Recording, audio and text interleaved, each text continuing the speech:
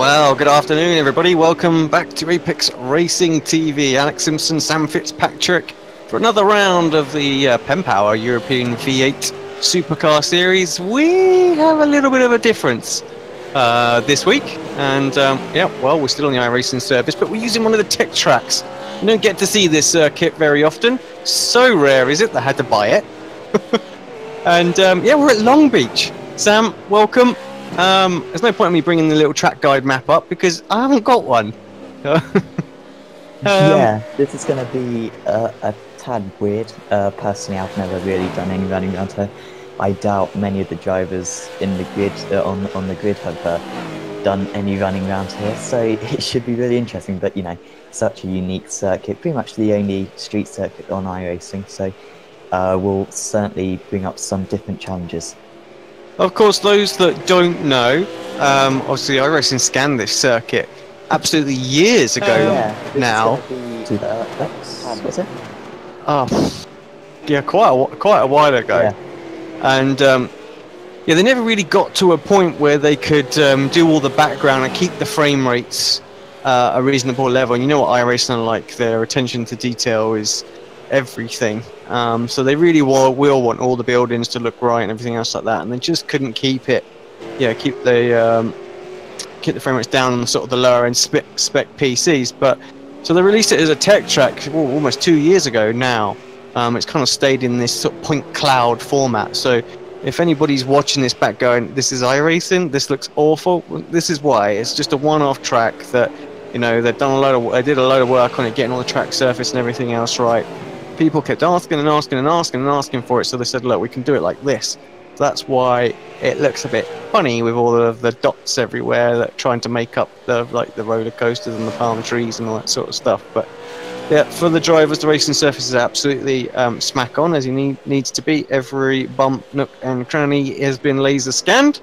And so I mean, just to talk about that, I wonder now if we're getting to the kind of point where actually they're maybe going to think about finishing it, because they've done away with obviously XP machines now. It's no longer officially supported, and you have to feel like any Windows 7 machine should be of a decent enough spec to start to handle it. Or maybe they're going to go, well, actually, once we decommission Windows 7, which is probably going to be 2 years out from that, and no longer support that as an operating system, maybe that's when they'll go, all right, everyone should have a decent enough PC now. You know, 10 series cards are sort of like low end and things like that. Maybe then we'll get it, because I'd love to see this finished. Yeah, people have been having your train of thought for about 10 years, however. Still, we've got this. I don't know when it's going to be released. One of the issues, of course, it takes a lot of work to do all the buildings and stuff. It would probably take about, I think a normal road circuit on iRacing takes about 4 months to develop. So this would probably be, you know, at least double that. And with all their different projects going on, developing more circuits, more cars, you know, rain potentially, we know there's a new damage model, new tyre model. This maybe in their minds will take a back seat. Yeah. I mean, I have to say, I'd rather see the new Silverstone over this, to be honest, anyway. But I do love this circuit, and the thing is I know that they've done a good job on this circuit in the past, because I drove the old IndyCar 2 from Papyrus way back in the day. You know, and that looked phenomenal back then, even with, like, you know, graphics of yesteryear. You know, showing my age, I was just a kid when I was playing that. You know, so it's... I know they can do it. So, you know, I'd love to see it done anyway. So, but yeah, give me the new tyre model. You're right. First, I want that more than anything. You know, give me the new damage model, Silverstone. You know, sort out the dyno. Yeah, exactly. So that's kind of a half street circuit. Maybe another sign that, you know, they can do street circuits. So. Yeah, maybe, but who knows? James King mentioning on the chat. Hello, James, by the way. You know, if you look at the New Jersey Motorsport Park circuit, that's tech track as well, it's like completely different level. They've actually done a lot of work on this. And they have, like, the racing surface and all around it, the catch fences and that, to that point, it's done. It looks pretty good. It's just when you get outside of the catch fence that we're lacking. So, but yeah, I mean, let's get away from the tech track for a moment. Let's talk about the series and the standings that we currently have. Johnny Brandon leads the way. He's on 1,895 points, just 54 points clear of his teammate Michael Evdoka in second. Dorman Gantar, Mr. Consistent, always there, a further 35 points behind Evdoka. Fourth is Stephen Lattimore, he always seems to be there, so so it's 2 by 2 for the teams. Actually, it's 2 by 2 by 2, because after that you've got Chris Jackson for Never Quit Racing and Tony Kloosterman in sixth. They're pretty close fighting out as well. Tony some 200 odd points behind the leaders, so got a lot of work to do. Of course, drop rounds will kick into place. Seventh place is Jamie McKnight, then you've got Stefan Nubis, Kim Holter, and then Nikolai Bokaterev. Sorry, I'll get that right one day. Need Woody to pronounce it and I just follow it. I got no idea. Is in the top 10. The rest of the field all pretty close as well, going through. On the pro standings, of course, Gantar's leading that one, with Lattimore behind, Kloosterman in third. For the AM, Brandon obviously are overall winning, Evdoka as well because they've come in this season, and Buselin in third place. Safest driver at the moment currently looking like George McClay. So yeah, good clean racing from George, and he's had some good events as well. Is George here today? I'm not sure if I saw him on the drivers lineup. I don't see him. Here. So yeah, no. So well, that's one way to make sure that you keep your average race incidents down, isn't it? Yeah, those penalty points are actually quite important. Johnny Brandon has got 70 penalty points, whereas Michael Evdoka has only got 10. So that could really be an important factor. It's all about the amount of incidents you get in a race, isn't it? So if you get past a certain threshold, you start losing points after that point.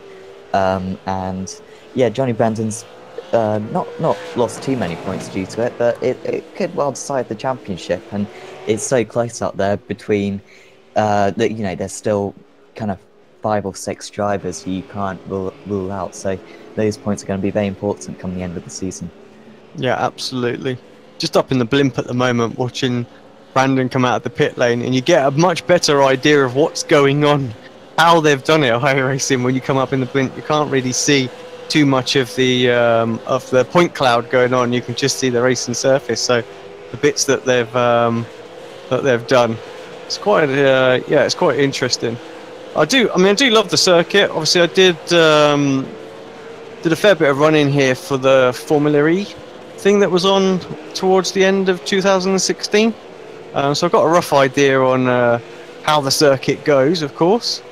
But yeah, it's liberties being taken with the cones there from Brandon. Yeah, I think you can cut that corner quite a bit. I think I don't really know what to call the curves, but they're quite aggressive curves. I think you can just go straight over them and not get a penalty due to it. So that's going to be the racing line. I don't know if it's healthy for the cars or not, but that's kind of what you've got to do if it means you gain half a second on that. Currently, Dorman Gantar is in pole position. We haven't seen him win a race yet this season, Gantar. He's been incredibly consistent, and I don't think he's got a pole position either. He's not necessarily the best in qualifying. Usually comes through the pack in the race, but he's currently got pole position by about 6/100ths of a second over Michael Evdoka. And yeah, Gantar seems to really enjoy the circuit, maybe being able to put plenty of practice in, and that should put him in a good position. We've been up in the blimp. Let's go on board with Johnny just for a lap, see what it looks like from ground level. I'll say actually, from when you're in the cockpit, it's very difficult to. I mean, obviously it's easy enough to tell, but actually, on what you're focusing on, because you're not really looking at the scenery. Well, you shouldn't be anyway. You can. They're just focusing on the racing surface. Everything's there that we need to be able to sort of spot all the apexes and whatnot. So yeah, there are, a lot of kind of structures around the circuit, so I can see how that can be a little bit, that can put you off slightly, but I'm sure he's right in the zone, just Johnny. Good lap so far. Of course, on iRacing, if you get a instant point, you even if it's a 0x, if you scrape the wall, that means your lap time is invalidated. So you really got to make sure you don't make any taps, even if it doesn't cost you any time. Do the hairpin nicely, it's so tight through there. And now just up through the gears. Let's see what position he can move up into, or is he just going to stick in P3, the championship leader, remember? And I think he's just stuck in P3. I think that was a little bit invalidated, actually, that lap, so maybe he did scrape the wall. Yeah, a couple of corners as well. I mean, it seems quite clear that the drivers are able to, you know, sort of run just a little bit tighter than the curves through some of the cones and things like that. So, yeah, rip the cones this week, I think. Oh, as Tony gets the line all wrong coming out of the hairpin, takes too much speed in, and he really compromises his exit massively. I don't think he's going to improve. What did he do? It wasn't no, valid. I think that was invalid as well, and that would have been a little tag coming out, I'm sure, of that final corner. How about his teammate? What's Jackson up to out there? Will be final lap for him. I say the marshals are brave around here. They keep going and putting those cones back. Relentless job. Well, in the rallycross, if the cones are moved, aren't they not put back? I'm pretty sure if a driver can see the parts of the track where the cones are missing, they won't reappear. So they might just not reappear through the race. But I'm not sure on that. Yeah, well, here's hoping. It's something that definitely needs to come in, Vlad. At the moment, just tootling around. I think he's finished as well. Oh.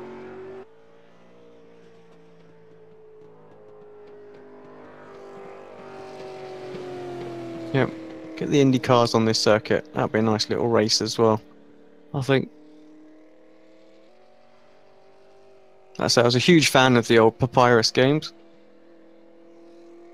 Never did Grand Prix Legends, though. I think Vlad just wants some airtime, to be fair. That's it, I think. I looked away for a second. Nice look at his sponsors.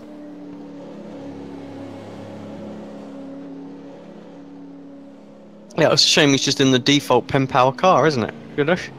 Got some airtime here. He's just making everybody wait. No, there we go. The clock counter's like, get off the track. Right. Would you care to do the honours and run us through the grid, please? Okay. Damon Gantar on pole position. Michael Docker second in the championship. Second on the grid. Johnny Brandon first in the championship. In third position. Tony Kloosterman, one of the most successful drivers in this series of all time, and he's lining up in fourth. Then Stephen Latsmore in fifth. Jamie McKnight sixth. Stefan Nubis in seventh. Chris Jackson eighth. JP Busalan in ninth, and Jose Borges rounding out the top 10.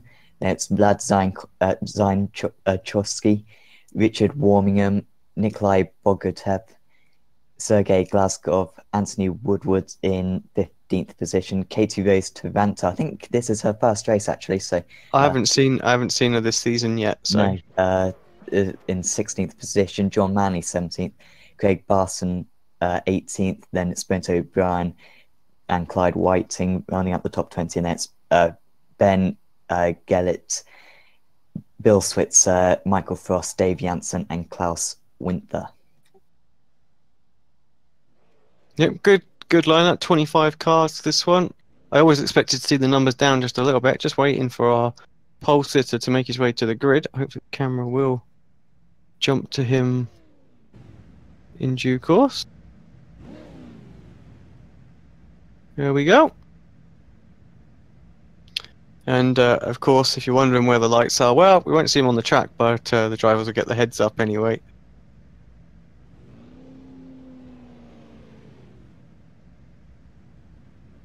Just waiting for a couple more drivers. Brenton O'Brien, Klaus Winter, Dave Janssen, still to make their way to the grid.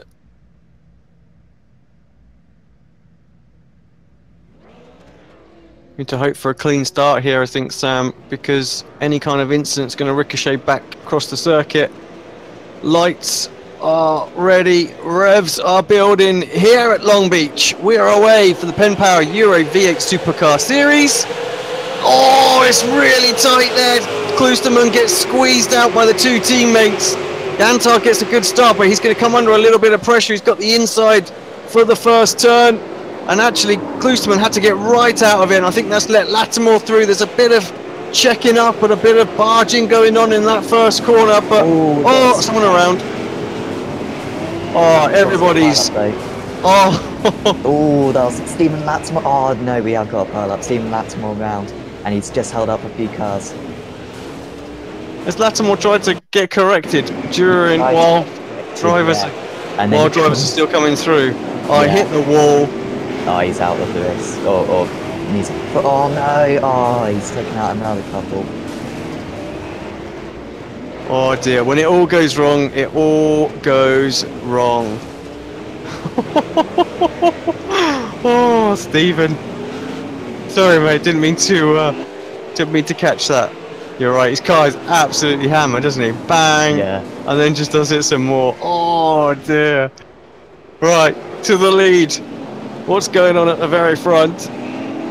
Gantar still has it from Brandon, Evdoka, Klosterman, Jackson, Soinchowski.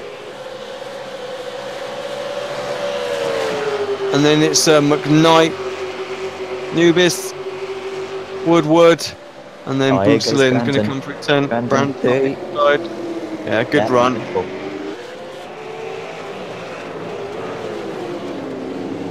I thought Gantar was going to be a little bit more defensive there because it is difficult to overtake, but yeah, pretty happy to lose the lead. This is 22 laps this race, so should that be half an hour? It's going to be around about that, isn't it? Yeah. Yeah, I was just thinking it's usually a half an hour timed race, but yeah, it should be about half an hour. So. Tony mentioned to me in the chat earlier on that we're looking about lap 15, 16 for the sprint race. That's what's going to cause some pit stop strategies to come out.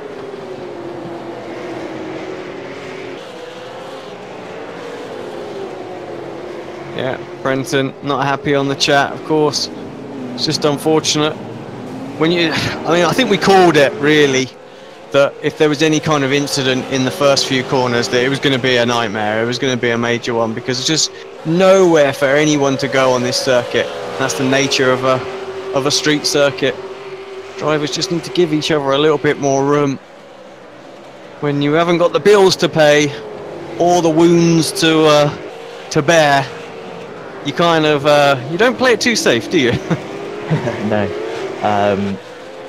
Yeah, it was a little bit of an odd one because Lattimore got spun round. It was offline, but then kind of tried to rejoin the race. I think maybe just didn't realise there were a few more cars.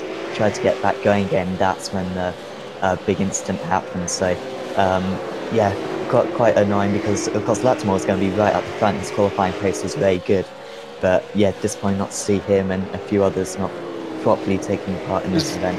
There's been a lot of people get thrown out of servers actually, and I think this is what Brenton's on about of late. Because I know on Thursday night during the BSR TC, I had to disconnect 3, maybe 4 times before races and get loaded back in because I had massive sync bar issues with the server and disconnect, reconnect, and it was absolutely fine. But had that happened in one of the races, I'd have been gone for sure. And I wasn't the only one on my team, and I saw plenty of other drivers getting out and getting loaded back in. And I don't know about you, Sam, but it took me a good 10 minutes to load into this session, to get registered for this session tonight. Just would not take, just kept sat there and just saying waiting for session. And I think this is what Brenton's had as well. So yeah, definitely some server issues going on. I can see some of my team were talking about it for the well, it's not the Blancpain series anymore, the VRS GT thing. Oh, Chris Jackson's answer. Oh, where is he? Where's he gone? Jacko. Oh, car is not looking good. There's a monstrous crash involved in that series as well at the start. Oh, But yeah, Jackson already had quite a heavy damage, didn't he? Let's just watch him have his little moment though. Now coming out of the hairpin. Oh, he just loops it.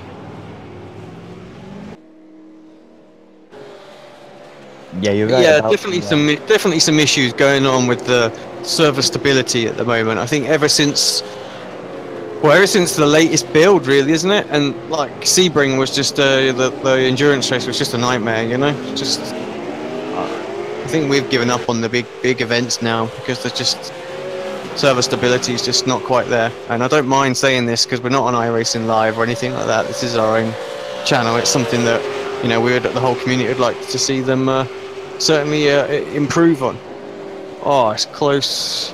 I know it's Jackson coming out of the pits, isn't it, after getting a fresh car. Yeah, lots of traffic though for the leaders to deal with. I think they're going to be quite happy just to let them go. But you know, yesterday, of course, we were doing the Formula Renault, and a few times drivers would spin ahead, often back markers, and collect the front runners. And I think, especially around a street circuit like this, it could cause a lot of issues. And I think it's going to be Brandon getting a little bit held up here. He needs to get past straight away, but otherwise he's going to lose his lead or lose the gap. As oh, it's all so slow, but he's got past. Oh, that was so tight there. All just came together, but Brandon's got past two of them. He's got one more to go, but this is so difficult for him. Yeah, I think Ganter got caught napping a little bit there as well, and Michael's gone through. They all got checked up somewhat, didn't they, going through that corner? And yeah, Michael came out definitely the benefactor from that, because he's closer to his teammate now than he was, and he's up and into second place. There's about to be a back marker in between them. Yeah, Brandon's done well there. He just gets stopped turn one, yeah, so he did well there. Doc is still really under pressure from Gantar, but Gantar's not the type to throw a dive down the inside. He's a very kind of reserved driver, not going to take too many risks. But certainly now, Brandon's got quite a healthy lead. Clyde Whiting just holding up Evdoka ever so slightly, but Whiting's got decent pace. Evdoka down the inside, a bit risky, but that was good from Whiting just to give him a bit of room. And I think, yeah, straight through now for Gantar as well. Klusterman's still trying to work his way through. He does get through. The back markers getting very close to each other as well. And once again, Jackson, well, yeah, some damage on that car. Yeah, he just hit the wall again, I think. Had a little bit more contact with the car, which just forced him into the wall. So, yeah, he's got even more damage now. He's not having much fun out there at all, is he? I'm looking at a battle here for 11th place. KT Taranto and tucked up behind Glaskov and Nikolai as well, sorry. Yeah, Katie's doing a really good job. Like, this isn't an easy race to make your debut on, but she's doing a really remember she has driven the series before, so it's nothing new for her. Yeah, sorry, yeah, I know you wouldn't know that, but yeah, we haven't seen her this season so far, so, but yes, I say that I should check the standings just to make sure that she isn't on the standings. She's on the standings on 39, so she has raced at least some events this year, but just hasn't been able to do 3 starts so far. So nice.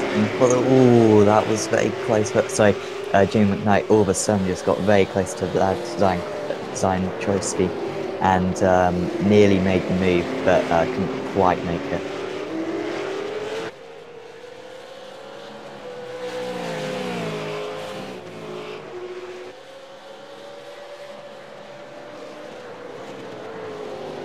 yeah, it definitely seems to be like he wants to make this move, doesn't he? Just a bit quicker, getting closer, carrying a little bit more speed into the corner.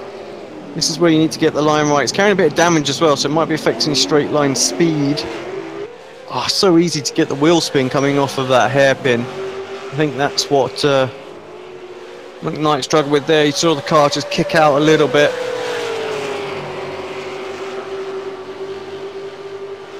Oh, well, I have to say, I think Vlad had no business moving across that.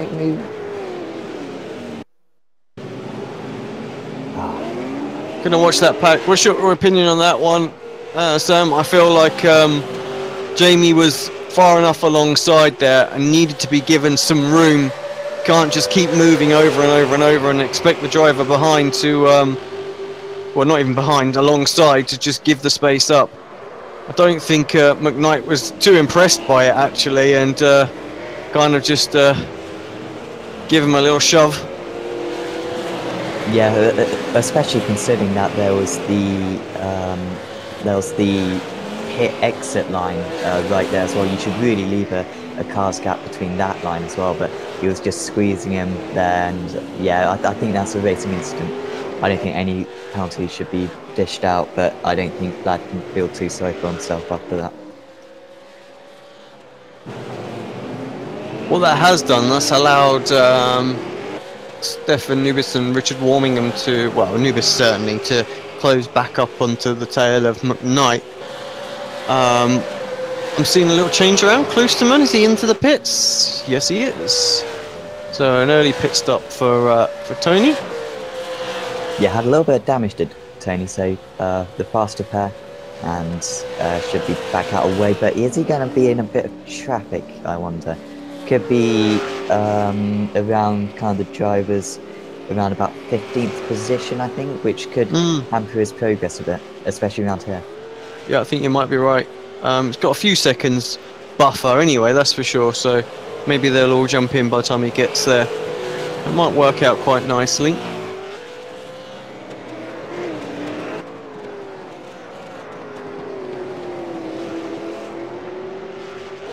Dorman not wanting to give up on this second place. Let Brandon scamper away a little bit earlier on, but just doesn't want to let Brandon's teammate Michael get too far away. Of course, he lost that second place when they went through that sort of gaggle of traffic. Yeah, Dorman seems to have really good pace right now. It's just been, well, because he didn't really defend much from Brandon on the opening lap, did he? And then, of course, like you said, that little bit of traffic cost him as well, so he's still looking very competitive in third place. Just wonder if he's got a good strategy under his belt, maybe come in a couple of laps early and he could make the move. But what he doesn't want to do, of course, is fight Evdotka and allow Brandon to get off into the distance, and Evdotka may even have the option of holding up Gantar a little bit just to ensure Brandon keeps the race win. But of course Evdotka is desperate for the points because the front two are pretty much the favourites for the championship. Yeah, 50 points separated them, didn't they, when they come into this race? So this is going to stretch Brandon's lead somewhat. So yeah, I think yeah, Michael's going to try and hold on to this one. Gantar always good in the second part of the race as well. Comes up with a good strategy here, makes the car work over the long run. Then maybe you might see some sort of undercut or overcut, something along those lines. He's sat right behind Michael right now. They're all lapping very, very similar times within a couple of tenths of a second. So yeah, and I think at this point, halfway through the race, anyone can still win. Yeah, it's just pulling off the moves, and Gantar, like I said earlier, he's a little bit of a conservative driver. I just wonder if he's going to be able to take that risk when it really matters. They got a nice gap.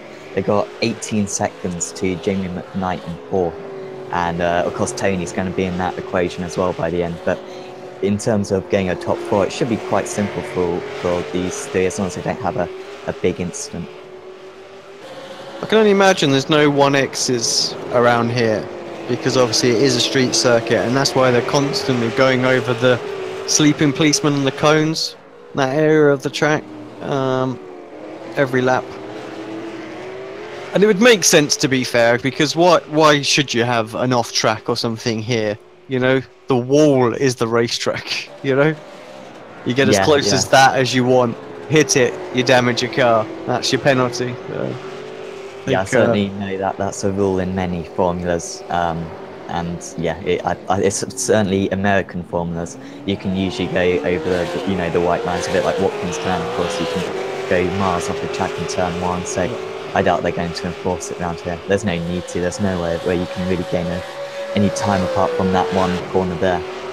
It's like Monaco. There's no point in putting curbs in places for like No. random curbs and cones and stuff like that. So just let them run up to the wall. So that's what makes Monaco so exciting. Which I think is where kind of like F1 kind of missed the point with Singapore in places. With those random curbs in there away from the walls and stuff. It's like, no, we don't want to see that. Yeah, they've made a couple of alterations in there. Although I do miss that triple chicane with the 10-foot tall curves. They're great. Yeah, give the engineers something to worry about, didn't it, when they got there as well? Was their suspension going to hold up or not? So, of course, F1 returned with qualifying. We won't say the results just in case anybody hasn't seen it.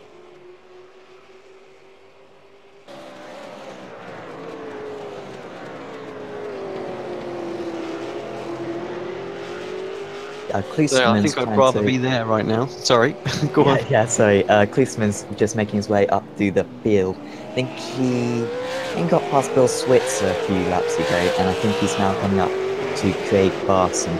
So right on Barson's tail, he can line this one up. Barson gets a big slide. That should be quite simple for Tony, will it? Yeah, Barson was very polite there. Just let Tony have it, and I doubt he's going to fight him down here. So Tony up into P12, didn't lose too much time there. He was a second faster than the leaders on that lap. Yeah, so I mean, that's quite important and quite critical. Of course, when they come out, they're going to be slightly quicker than what he is with the fresher tyres and things like that. So it's going to the roll's going to be reversed. But of course, track position is so key here. If he can build up a couple of seconds lead, then perhaps the freshness will have gone from their tyres. You can just try and hold on to it. But yeah, having to work the traffic. Let's see what this lap one was. Just a couple of tenths quicker this lap, and that's with the overtake as well. But he's got 3 cars ahead of him right now. He's going to be hoping that they're all going to come into the pits this time. Yeah, I think a couple of them are back markers. So he's got Vlad, and then Michael Frost, who's a back marker, and Clyde Whiting, who's a back marker, but he's not a slow back marker. Are these two? They actually got decent pace. So Tony's got to hope that they let him pass. Tony already over the back of Vlad. Just trying to line him up. Vlad trying to get through the back markers as well after that earlier spin. And Tony's right on the tail. I don't think he's going to get done at the end of this straight. And every corner he stays behind, it's just going to be that much more difficult to fight for the race victory. Oh, and past one of the back markers now, but I have to feel this lap is going to be massively slow. He's been tucked up behind the traffic the whole way through, dives up the inside, gets the move on Vlad done as well. Should get the back marker here too, but this is going to be a horribly slow lap. Maybe all the advantage that he's gained, he's just come undone with hitting the traffic all at the wrong time. Leaders still out there, not in the pits. Lost just over a second on that lap, so it wasn't too bad, and he's got past now. So to be honest, I don't think that's too bad for him. He can still make up that second gap. We saw a couple of laps ago he was 1.5 seconds faster, so he's got very little traffic now. He's got 4.5 seconds to Katie in P10, and then he might have a couple more cars as well, but they should be hitting by the time. Oh, who's that in the wall just behind? It's Michael Frost just on the wall. Yep.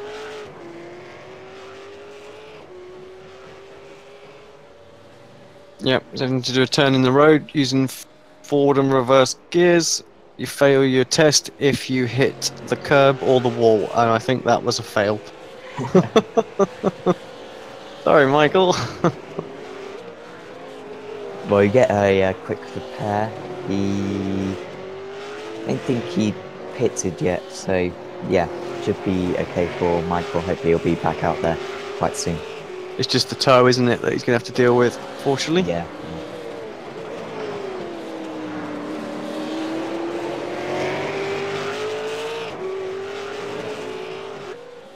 If Docker losing ground on his teammate now, naturally pulled a bit of a margin from Dorman behind. So top three spreading apart. Don't feel like we need them jump in the pits. We need to spice it up at the minute. Seeing what the undercut, there's an undercut available. You would think some of them might want to take it, try and get that track position. 8 laps to go. Yeah, Tony was quarter of a second faster on that lap, so clearly that advantage of the tyres is coming down. But could be close when they come out of the pits. I imagine they're going to have a short pit stop, aren't they? But Tony could be in the mix. Yeah, it depends really. I mean, if they decide to just take fuel, so it's like a splash and dash, and I keep them out quite comfortably ahead, I would think.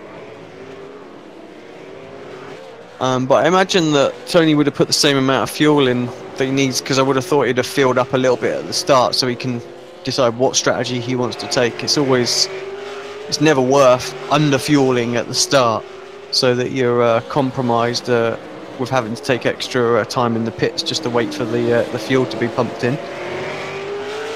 So on that ground, they should be the same if they decide to take tyres, but with them going long, I don't think they will take tyres. They could just have a little splash and go.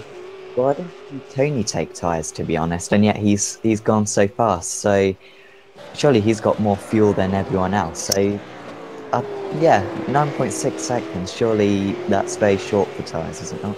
Yeah, I don't know. I think they can get in. I mean, there's 4.2 second stops out there, but I'm pretty sure that was with at the start of the race, wasn't it, for some of them? So.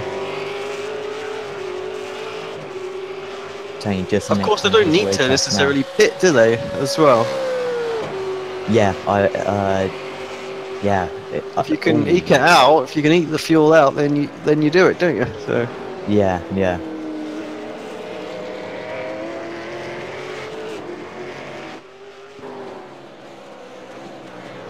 Gantar actually was the fastest driver on that lap. Brandon and Docker just did the exact same time to a thousandth of a second. And Gantar was about 1.5 tenths faster, so 1.2 seconds behind Docker now.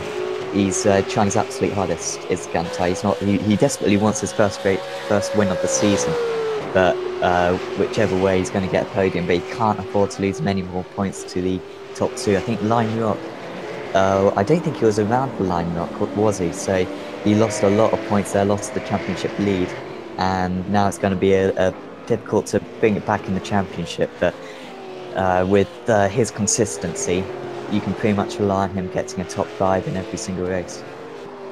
Tony passed Katie, has a massive slide through there. It's going to lose him some time. Lost some time on the last lap as well because of the overtake. It's got Sergey, 1.9 seconds up the road, so got a bit of time till he catches him. But he'll be hoping these guys come into pit soon. Otherwise, he's got a cone caught as well. Don't know how that affects the V8s, but I know certainly in the Formula cars it's an absolute nightmare if you get it trapped underneath the wing. The amount of understeer you get is chronic. Still there. There it goes.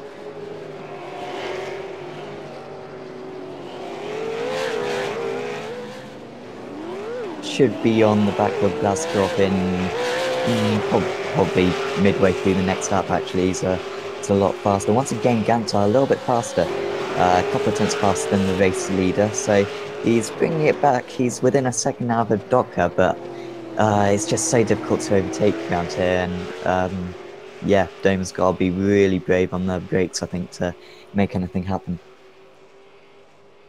Yeah, it seems like he's better in the sort of first section of the very end and the very start of the lap, and Michael's quicker everywhere else because they really are ebbing and flowing. You'll see with the lap times this time, the gap stayed about the same.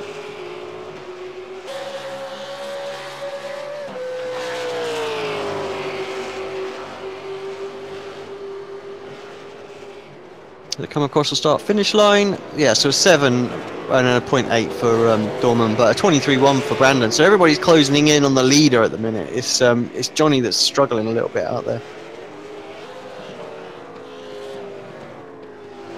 Tony managed to get past Glasgow, so he's up into P8 now. He is 2.7 behind Bogotayev, so... Because we don't really know if we the drivers actually have to pit, because we've only got what lap are we on now? Like I say, they don't always pit, you know, and they don't for most of the time. They don't, but I'm guessing Tony felt like he needed to with the damage that he had. Yeah, Going to throw a different strategy in there, see if he can force some of the others in, but it's not come at them quick enough. Top 3 very comfortable.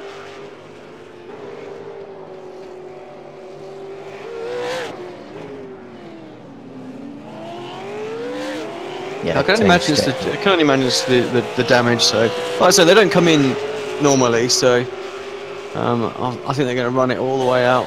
Where could he possibly get to? It's going to struggle, isn't he, to catch Richard up? He's 8.2 seconds back from Richard, and we've only got 3 laps. He is a second and a bit faster, but it's not going to be enough. No, Bogotayev has got some damage, so I think Bogotayev just hit the wall or something, because he's dropped a couple of positions on this lap, first to Kloosterman and then to Glasgow. And he could be under pressure from KT. After that, he should be okay. But yeah, Bogotayev had an incident out there. I don't quite know where, but yeah, he's got quite a lot of damage on his car. Yeah, he's having to come in actually, so I guess it's a meatball for him. Not what he wanted with 3 laps to go.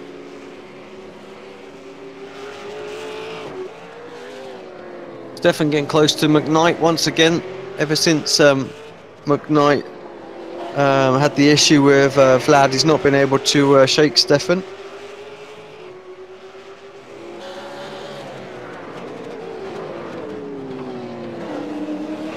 Yeah, Stefan looks marginally faster. He's consistently been about a tenth a lap faster for the past 5 laps. And got a decent run here. McKnight really focused on just getting a clean exit, getting the power down, and he should be okay this time round into this corner. It's not a massive braking zone. You can carry a decent amount of speed through, and yeah, nowhere near for newbies. He's just got to line it up, I think, for the turn 1. I think that's where the majority of the moves have occurred. Anywhere else, there isn't really anywhere where you can go for a surprise attack, really. And he's just so far off. It's just a Constantino effect there. Jamie just gets on the power half a second faster, and then the gap just increases and increases, and only later on does the slipstream really kick in. And actually Stefan was just a bit too deep, wasn't he, going into the corner, and that really compromised his exit, compounded the problems with the natural sort of separation. Getting on the power earlier for McKnight, but yeah, had to keep it out of the wall more than anything. That become top priority for him there.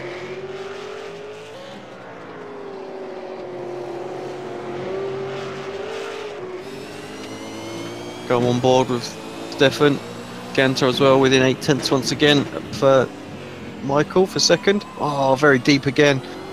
Stefan lost a little bit more ground, a couple of tenths, not much, but it's enough. Especially with closing stages coming in. Oh, yeah, it was a poor exit for McKnight as well from that corner. If he'd really stuck on him, I think he may have had half a chance down here. But yeah, just made that error. I think he's going to be back on him, to be fair, by the end of the lap. And it's through that first part of the circuit, I think, is where he's got the advantage. But he just can't make it stick anywhere, because around this final part of the track, it's just so impossible. Ooh, bit of a... I wonder if McKnight's tyres are just going, because he's struggling for traction in a couple of areas, and McKnight as a newbie back within half a second. Yeah, good run. Still going to be too far back to do anything, but we're on to the final lap. The white flag has come out.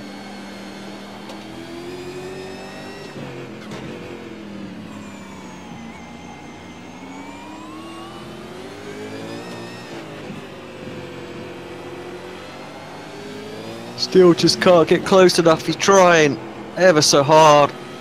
Oh, little wiggle for McKnight. He's under pressure. He's feeling it. Have to swap up to our leader because he's going to be coming around the final corner any second. There it is as well. Johnny Brandon gets a good exit out of the hairpin. No issues for him. Got the lead early. Maintained it. Good solid race. Extends his lead in the championship. His teammate comes home in second place. Dorman Ganter, a pole sitter, in third. McKnight, is he going to hold on?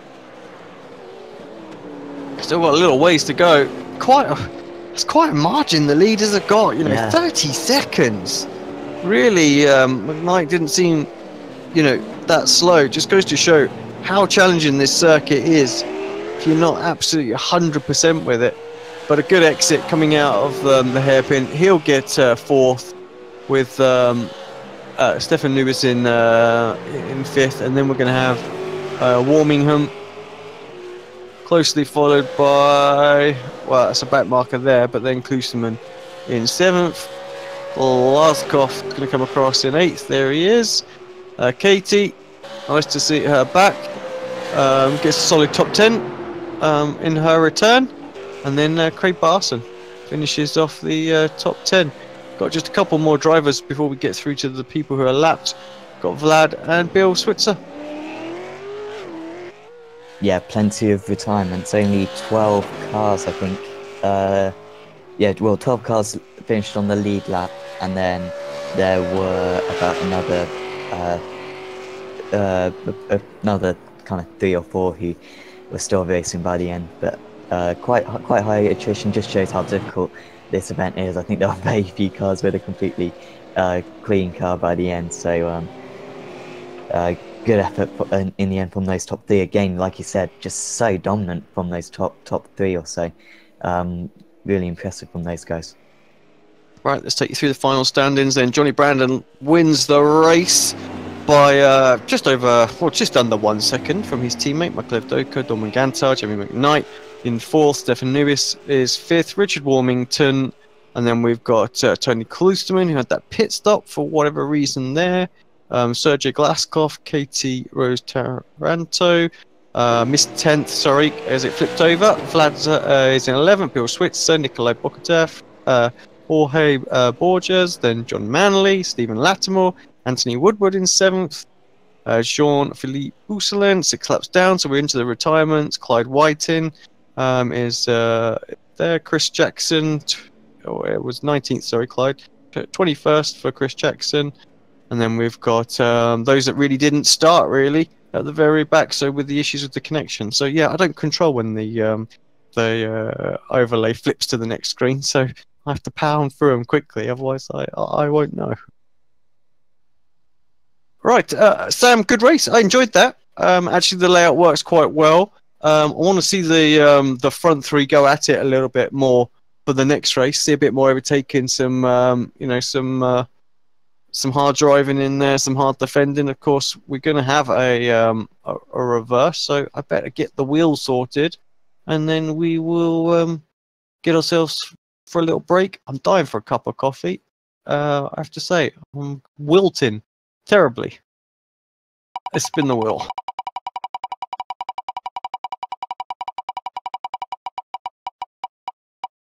Oh, we missed the fall. That would have been exciting. Oh, we just keep getting smaller and smaller. What is this about? 6th place. Oh, so Richard Warmingham on pole position. We didn't see much of Richard. Hopefully we'll see plenty of him. Tony, down in 7th. Oh, yeah. That's frustrating for Tony because it would have been great to see him, but it's going to be Gantar, Evdok, Brandon, and Tony all together on the grid. So should be good to see.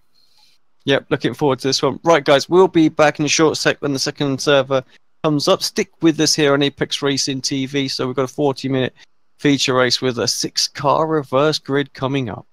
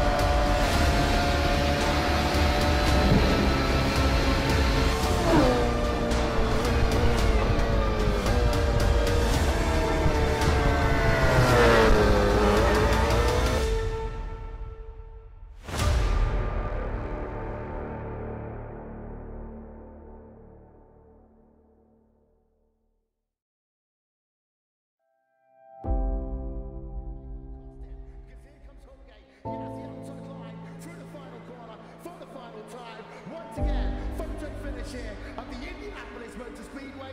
Will it be Tim Hogan? It's going to be Christopher DeMerit at the line.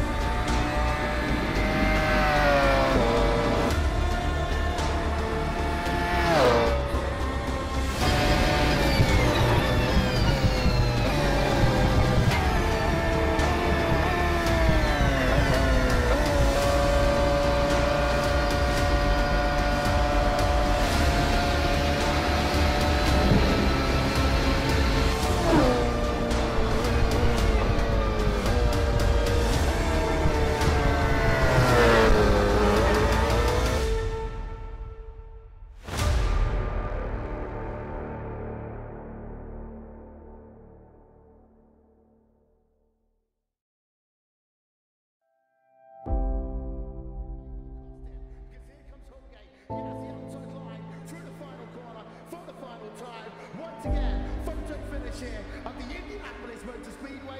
Will it be Tim Hogan? It's going to be Christopher DeMary at the line.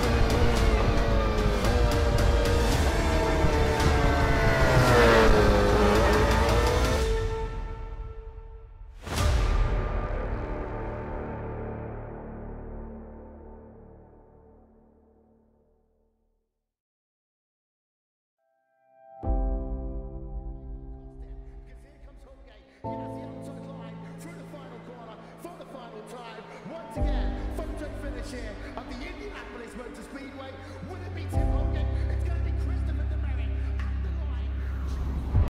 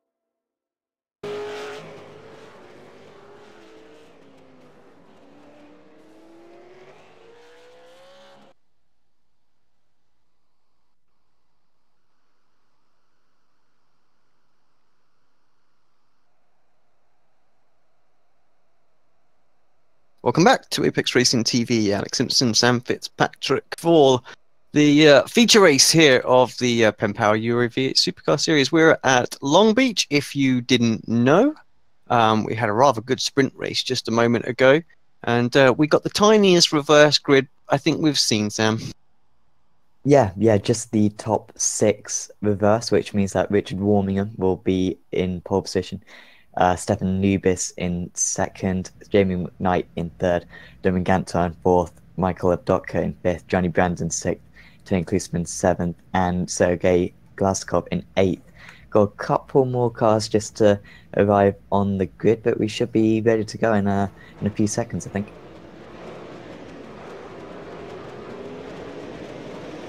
Here we go then. Revs are starting to build. 44 laps around this circuit. Oh, massive issue for our pole sitter. Horrible start. He's basically, well, he's further down than what he would have been if they'd just had a normal start and not done the reverse.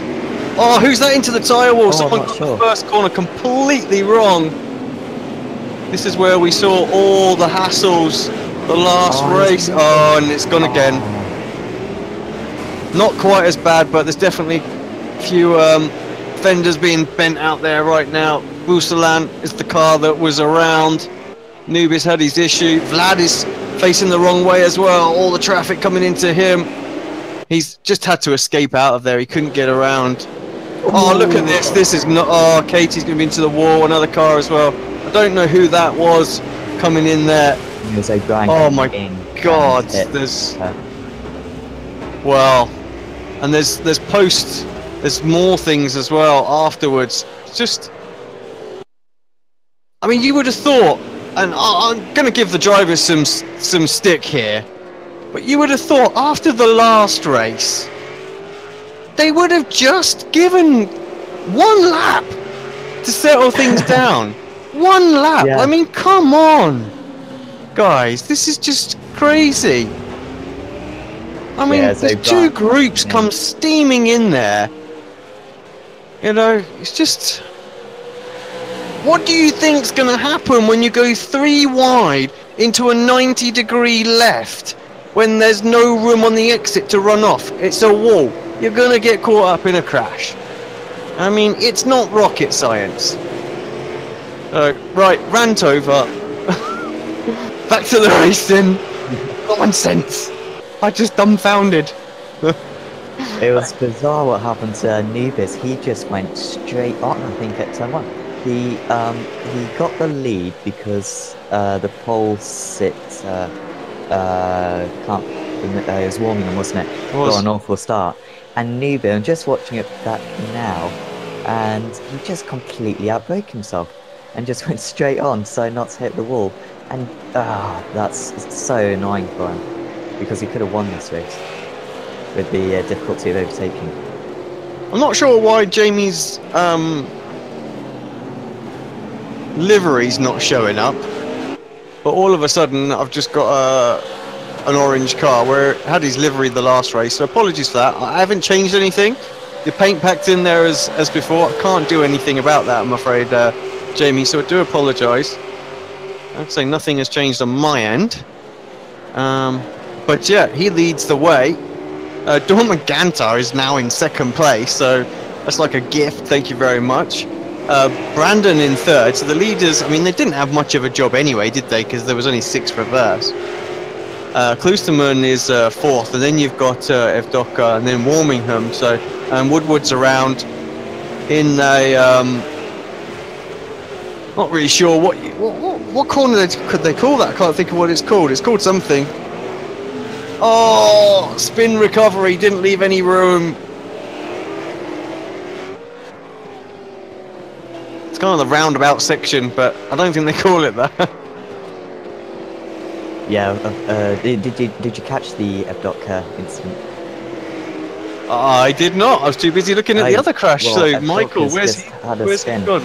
Yeah, it was probably about 20 seconds ago. Abdotka had to, I think he had to avoid... Tony. Yeah, Tony. Yeah. Tony really spun it, and actually he did spin it. He did, and Michael saved him actually at the expense of himself. So, yeah. Oh, awful for Michael, because it wasn't a particularly good start for Michael either. Didn't make any Gantar, progress. oh, look at this for the lead. Gantar's through, I think, going up the inside now. Should get that done. McKnight, oh, that's going to be for the wall. Takes Brandon with him as well. As Brandon's around, more contact between the two. They just about survive, but heavy damage on the front right of Brandon's car now. Front left of McKnight's severely damaged. Of course, Kloosterman has that damage from the contact with Evdoka. And, well, Gantar's car looks perfectly clean. So this is just what he needed. This first stint, he needs to hope there's a little bit of actual suspension damage for the guys behind, because if he can build up a nice 4 or 5 second lead, maybe more, before the pits, then he'll be able to use that and just try and hold on to this race. Because I do feel like Johnny and Koosman perhaps were a tiny bit quicker in that second race, and sorry, in the first race. But he did stay a good long run pace, didn't he, Sir Dorman? So I have to say, whatever, it's win-win for Dorman right now. Yep, started 4th, and at the conclusion of that 5th lap, up into the lead. So perfect for Gantar. Pretty much a tip. Well, he hasn't won a race so far this season. He led the championship for the majority of the season, but hasn't got a win. I'm not sure if he's even got a top 2 actually. So he's just been incredibly consistent, Gantar, and this is a perfect opportunity for him to take the race victory. Kloosman close on McKnight. Kloosman looks fast. McKnight, we saw have that little bit of an issue. They both got damage. Difficult to tell who's got more damage, but Tony really does drive aggressively around here. He's constantly sliding about, and he's looking very competitive, as we saw in the first race.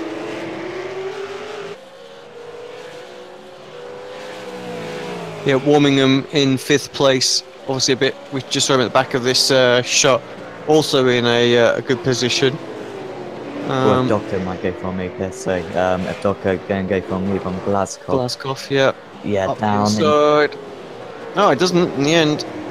Oh, just God, look at the cars, they're all wrecked out there.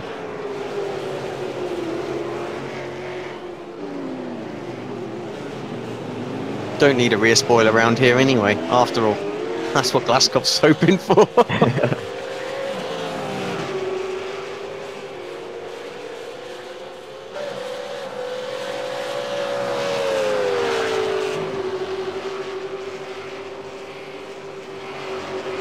Michael not really getting within passing range. No. Bogataya quite close just behind it. No, not quite. Yeah, so Michael's keeping him honest. Already going for a move here. This will be so brave. And oh, he just about gets through. That was a little bit aggressive from Michael, I think, because he could have waited for a couple more corners to make it. Well, I think the idea there was just to try and get a bit of room, wasn't it? And maybe make Glasgow just run a bit deep so that he couldn't get on the power quite as early. And it worked well because he was only going to go into the wall there, so he was able to capitalise on that. So good thinking from Michael, just poking his nose in there. And yep, so towards the battle for 3rd place now, Kloosterman and McKnight.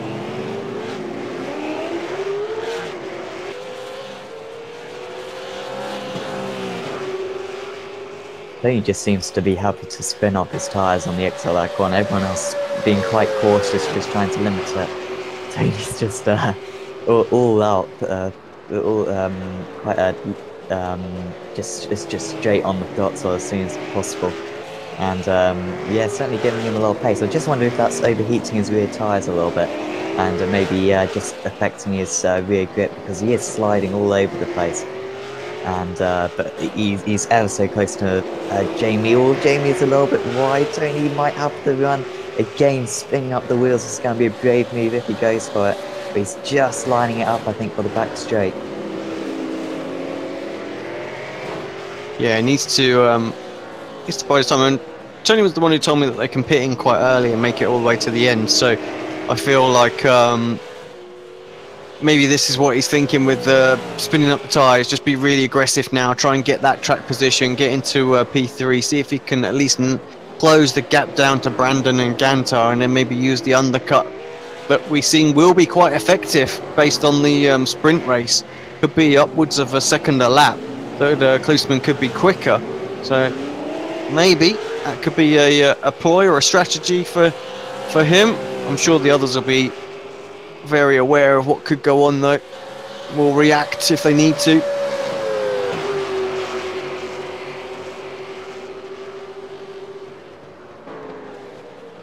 John Manley in 11th place, just behind Nikolai. In the Phantom 71 yellow car there. Manley, we didn't see too much of him in the last race. No, not too much, but he's... slow. Brenton O'Brien. Yeah. Oh, no. Oh, that... Brian. Oh, no. Manley's round. Oh, this could be problematic. Yeah. Really careful. I think everyone's going to have to avoid, and literally nothing Manley could do.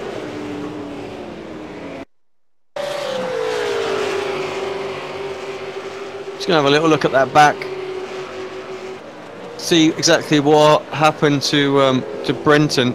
Oh, he actually hit the tyre wall, and then came in, cut that off. Oh, Brenton just driving through the field at the moment. So I don't know. What was going on there? Unusual for Brenton, but actually took Nikolai with him too. So made that mistake. Bit of red mist maybe coming in there. Obviously came into the corner to defend. Gets the tap from behind, and then I don't really understand what happened to Manley. Why he got caught in that. But the incident after really shouldn't have happened. Sorry, Brendan. The wall a little bit, I think. It just sort of hooked him though, didn't it? And just sort of hooked the car around. That's very unusual behaviour.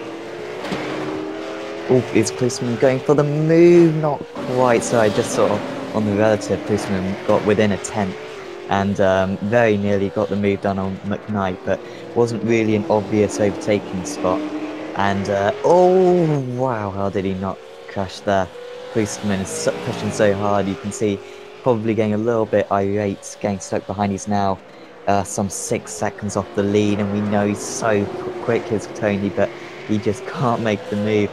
Up in the lead, Brandon within a second of Gantar, and we saw how easy Brandon got past Gantar in the previous race. Gantar, I really hope, is going to put up a bit more of a fight, be a bit more feisty, because he's certainly got the pace to win the race. He needs to, and it was from about halfway point, wasn't it? Lap 11, where he really started to come back at the two drivers in the last race. So I think now he's at the kind of point where the tyres are starting to be good, and so he definitely doesn't want to give it up easily, because I think they're going to struggle to pull away. Just defend for everything you've got, Dorman. Brandon, I think, just happy that even after that contact and losing a good chunk of the front right of the car, that he's still good to drive out there. Yeah, I think there's a few drivers pleased that their damage wasn't too costly. Like Klusman was going to head into the wall before Evdoka tipped him back around. Evdoka actually in P7 at the moment, just a little update on him. But he is losing quite a bit of time. He was a second slower than his teammate on that last lap. So I wonder if he's got quite a bit of damage costing him. He's going to do well to catch up to Warmingham and Jackson. I don't think he's going to get more than a top 5. So this race for Michael might be a bit damaging for his title hopes. I've just gone on board with Michael. I'm going to have a look when he comes out of the hairpin, if he's holding the car off centre or anything like that down the straight. Doesn't look like it. No, it looks dead straight to me. So No suspension damage, perhaps just aero stuff. But yeah, 22.0. So you're right. He's about half a second down on the sort of times that we saw. Maybe not quite that. Maybe 4/10 down times we saw on the last race. So perhaps a little bit of damage that's just affecting him out there. Oh, McKnight's gone wide. So Klusman's through. McKnight just went a little bit wide. Yeah, McKnight just went a bit wide, and yeah, let Tony past. See that back on replay then. Where was this? Turn 1, and then into the roundabout area. No issues there. Yeah, I think it's turn 5 or something. Yeah. Oh yeah, absolutely. Got it all wrong, didn't he?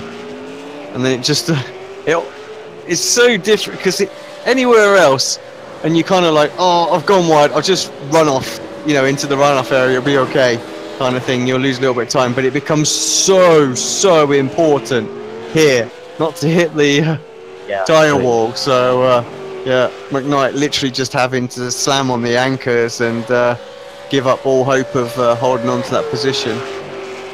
But to be fair, from Tony's point of view, McKnight's already done enough damage for him. 7 seconds up the road now. The two leaders are constantly lapping a second and a bit quicker. So Tony just couldn't get by. But let's see what he can do now that he's in clear air. He's gonna have to take a really early pit stop to try and get the undercut and get back into this one. But then of course he's gonna have the disadvantage of the older tyres for the rest of the race. Yeah, and also a lot of traffic as well, which is going to really cost him.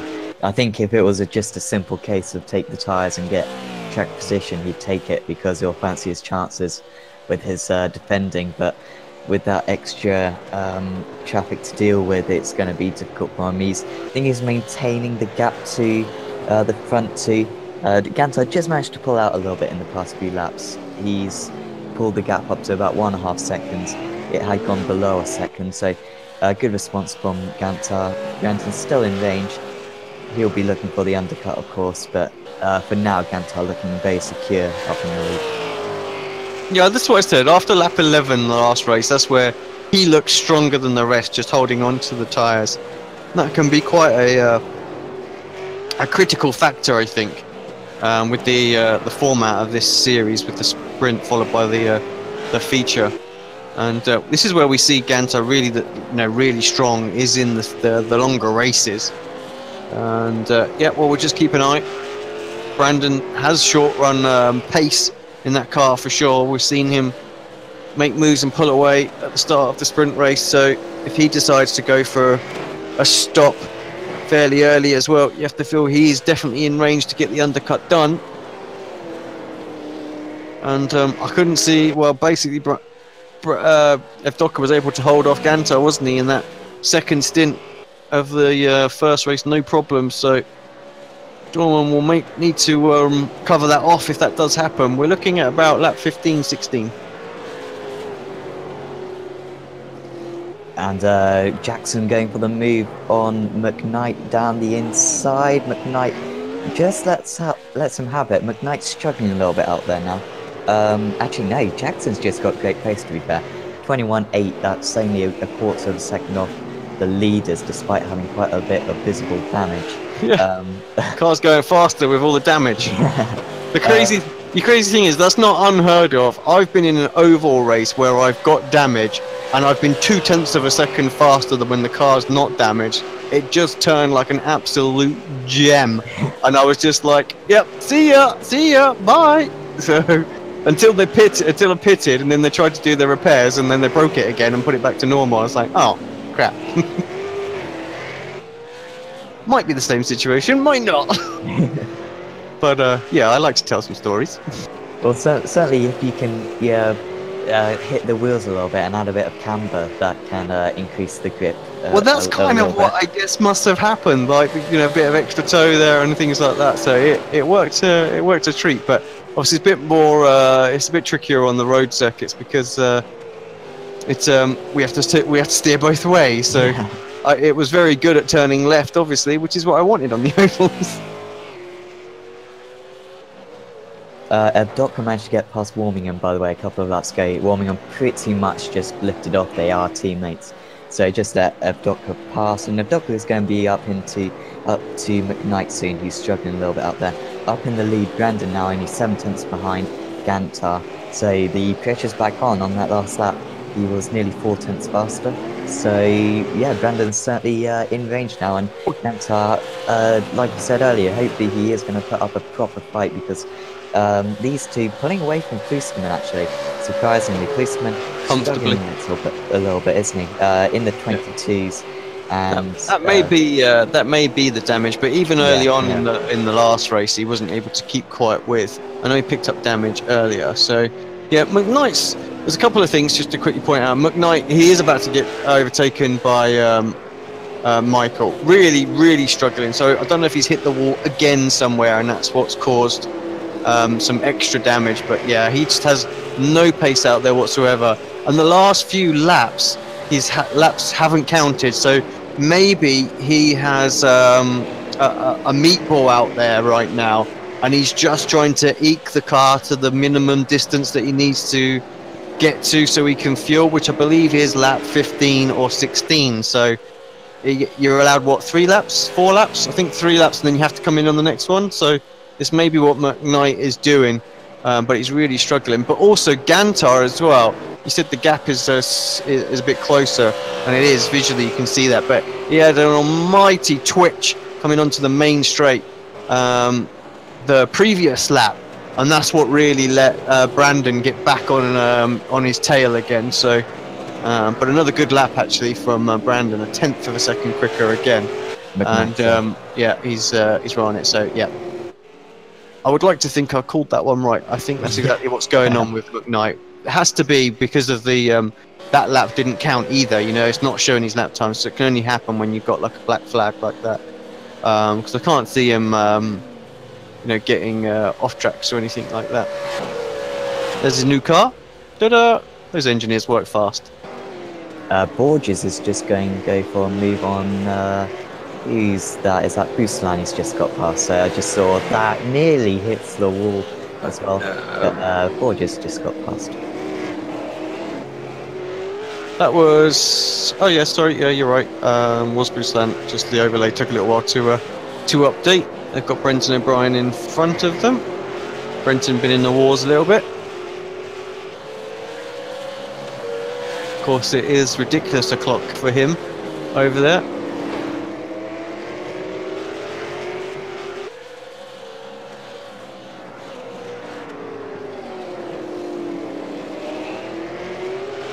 Gap at the front just opened up. Brandon, I think, made an error on this lap. Yeah, So, got to be. He's lost a second, hasn't he? He was within 6 tenths at the start of that lap. Oh, is in.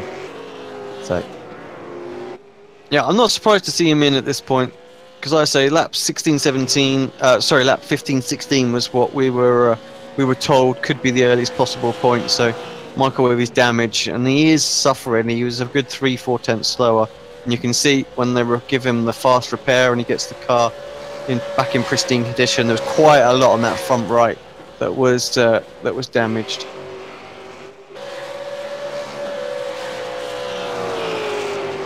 one of the worst feelings, of course, is when you fix your car and then on your outlap you go hit a wall again and sustain the damage again. So yep, been there, done that. Do that.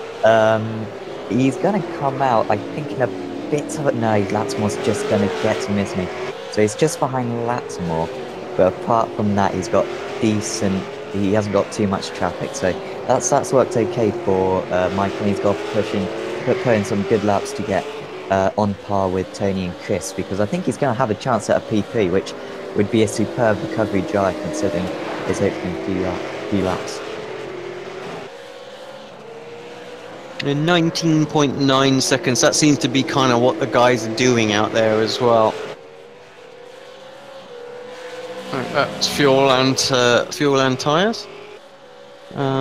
Brenton and Jorge Borges, those two continuing their little battle. I'm pretty sure they were pretty close earlier on in the race too.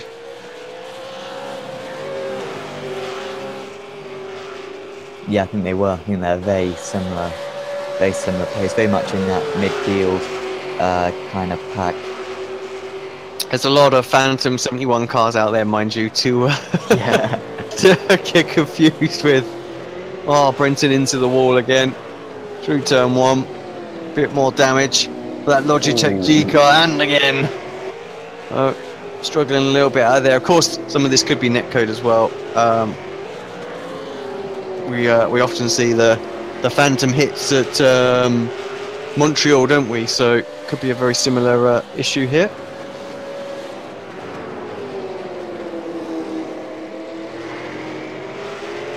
Interesting battle potentially forming. Chris Jackson and Tony Kloosterman just coming up to one another. Jackson 6 tenths faster on that lap. I think they're teammates, aren't they? So They are.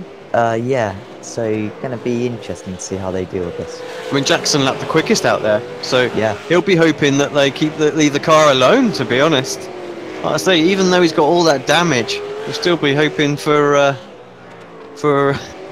untick the fast repair box, get in and get out as fast as you can. Hello, Robert, on the chat as well. Always a pleasure.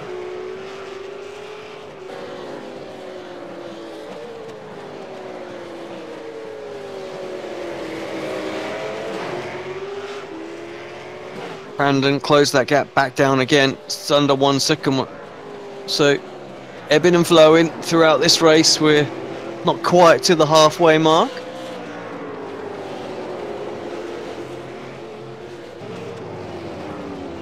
Gonna all be in their pit stops, isn't it? I think Gantar's got to react very quick to whatever Johnny does.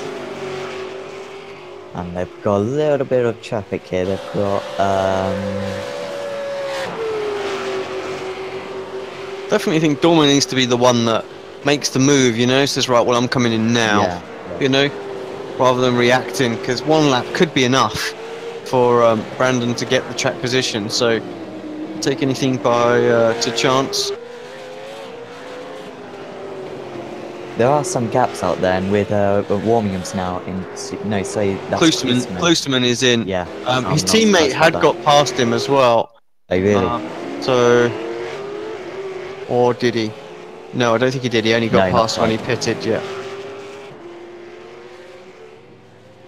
So we are looking for a sort of 19-second stop, 20.8 for him to get going. A little bit slower than, say, McKnight and Evdoka, but wasn't really under pressure from those guys. Quite a long pit lane here, so you think 20 seconds stationary, and then this pit lane as well. It really does lose a lot of time, and I think that was Tony's problem in the last race, actually. He had to pit. It was so costly. Well, let's keep an eye on what he does then, especially if the leaders don't react for 4 or 5 laps, try and go long, because I think he will bring himself back into this. Yeah, Doc within 4 seconds, so he's closed the gap a little bit to Tony, but it's going to be difficult to claw that back now. But Tony, I imagine he's harming the tyres a little bit more, but like you said earlier, it's not much of an issue. Cool. He very nearly. Very deep. Brandon's in. Oh, okay. Gantar didn't decide to jump in, so this is so important for Gantar to nail this lap. It needs to be absolutely perfect just to make sure that there's no chance of an undercut. This looks like a relatively long stop. 18 seconds, 21.2 seconds for Brandon. So we've seen quicker by nearly 2 seconds. But he's away. And where will he come out? Let's keep an eye on Gantar. He is going to come out behind O'Brien. Oh, and who's that? Just going down the inside. JP. Oh, that's not worked out well for Brandon whatsoever.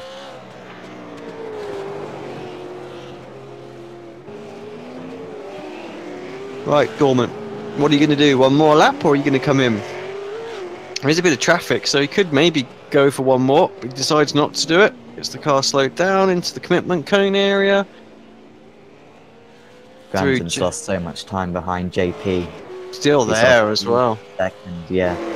Oh, he's got to make it here. Oh, this is painful to watch for him because you know that if he just had a clean lap, he could get the job done. He's looking for any which way to get past. Nearly a little bit of contact. This is so disappointing for him, but I think Gantar's going to keep it comfortably.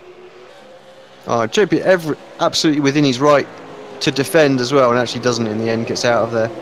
But yeah, completely within his right to do that. Chris Jackson's gone through and now takes the lead. Warmingham still out there as well. Gantar building up 20.5 seconds, through 0.7 of a second faster than Brandon in the pits as well. Brandon just coming onto the start-finish line now. I'll tell you what, it's going to be closer than we think, that's for sure. A lot closer. But I thought he was going to lose maybe 2 or 3 seconds there. But he's going to be about 2. Still got to get past O'Brien as well. And actually Gantar comes out perfect ahead of all this traffic. So no issues whatsoever. Brandon giving Brenton a little bit of a nudge. Brenton saying, well, you know, I'm going to take the corner anyway.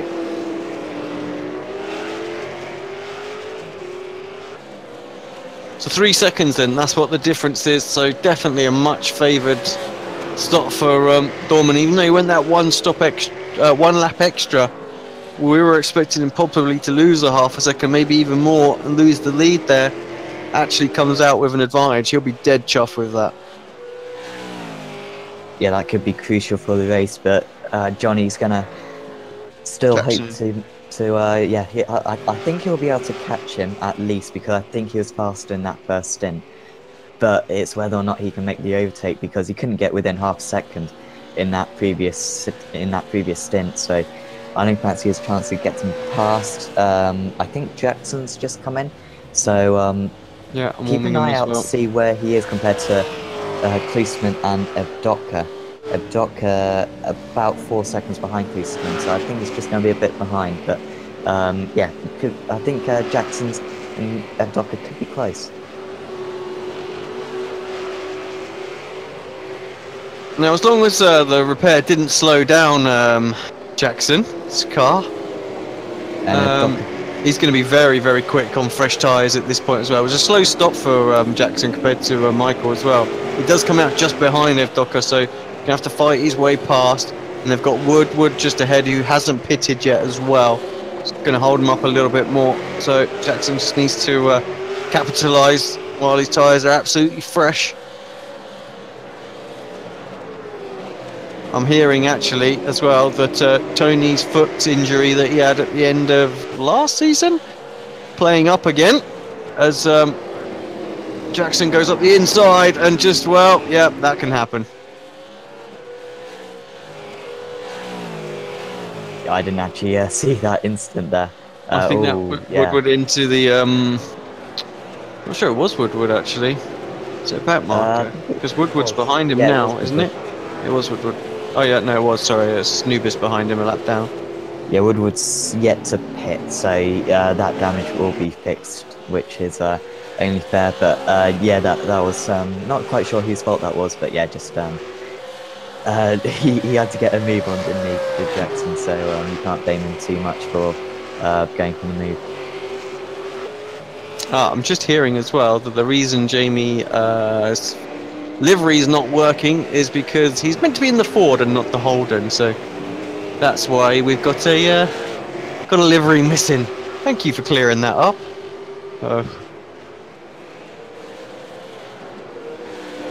The question is, why is he being a traitor, going to the dark side or the light, whichever you would like to say? The old rivalry. Ford v Holden. I don't want to get in the middle of it. I'm tempted to say it was an error though.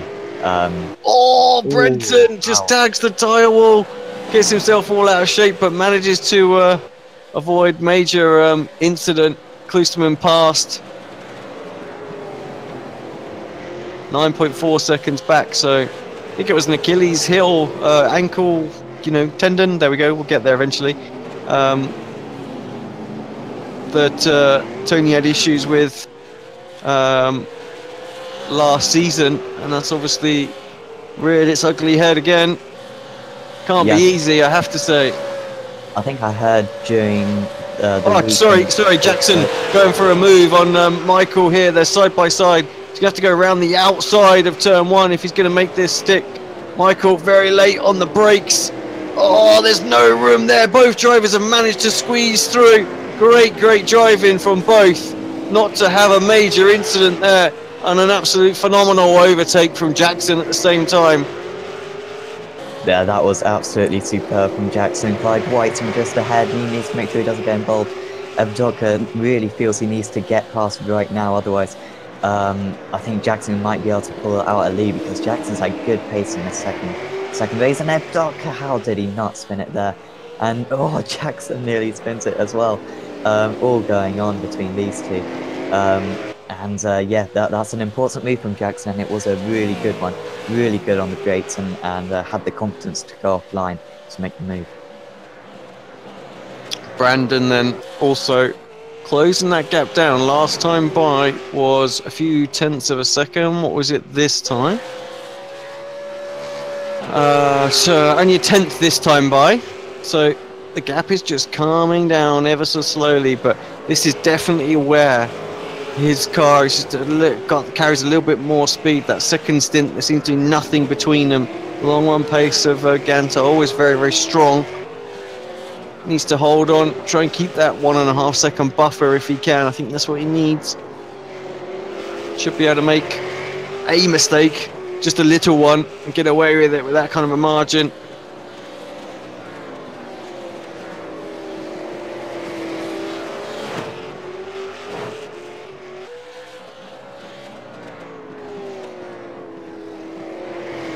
Just having a little look further back as well. What's going on?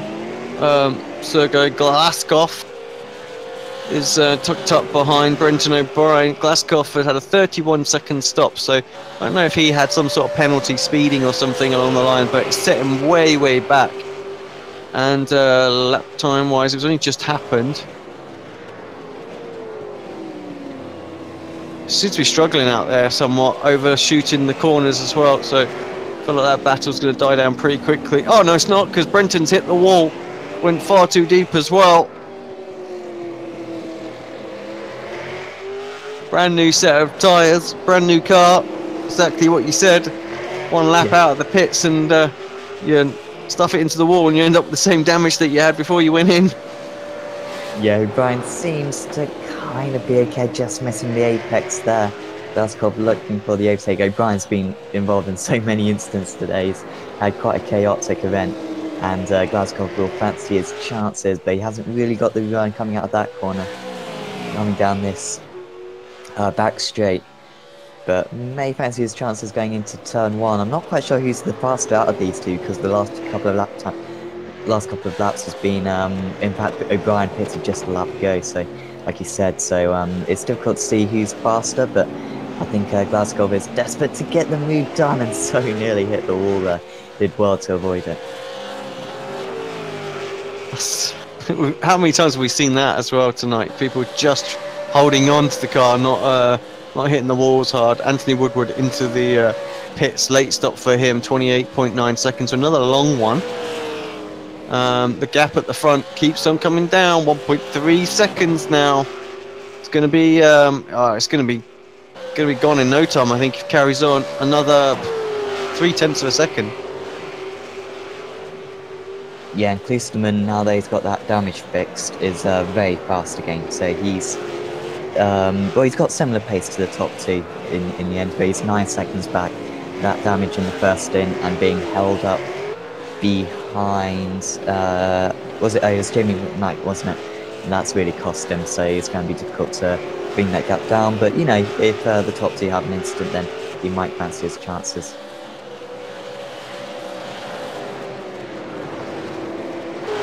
Another little battle that seems to be brewing as well. 1/10 of a second quicker Warmingham was than McKnight. So, getting ever closer. Of course, Warmingham was on the pole, had an absolute shocking start. He's had a pit stop, by the way, and got some damage out there. So, definitely is making a bit of contact with the wall here and there.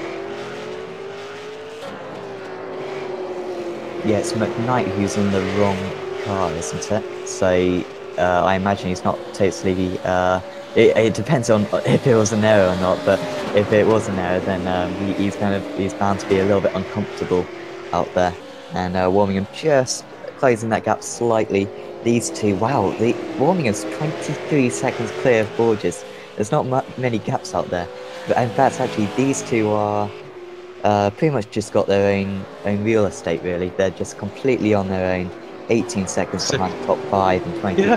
behind the guys behind. So, Well, they better yeah. enjoy the race between themselves. That's Yeah, for sure. yeah. Nothing else is going on. Don't hit each other and take each other out, because otherwise it's going to be. Oh, who was that? Just got the line all wrong. Oh, God. Yeah, Frost. He's struggled a little bit today, hasn't he? Something going on with that livery as well. It's all over the shop. I think, unless that's what it's meant to be, patchwork Holden. Oh, O'Brien Glasgow's just got past O'Brien. So that's what we're watching. A couple. No, he's spun him. Oh, that's disappointing to see. O'Brien. Oh, and an impact as well behind. And that's gonna. Oh, wow. That's Monet got involved in that as well. But that was, I think it was O'Brien just trying to get back down the inside of Glasgow. Spun him round. They made secondary contact, and then Glasgow spun into box fire.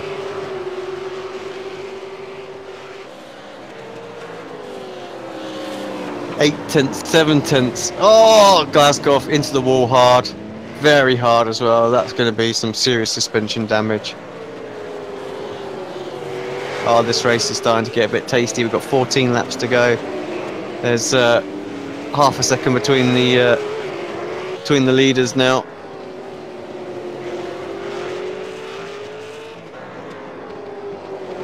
And it's just a constant 3 or 4 tenths every lap.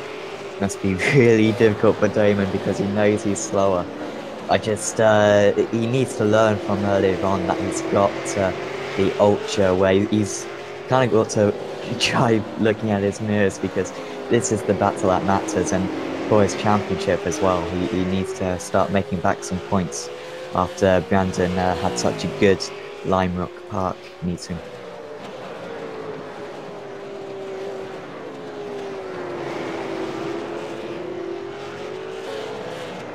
Just having a little look. Warming McKnight again. Still very close, but nothing happening. They're just nip and tuck now. Out there, nothing really going on.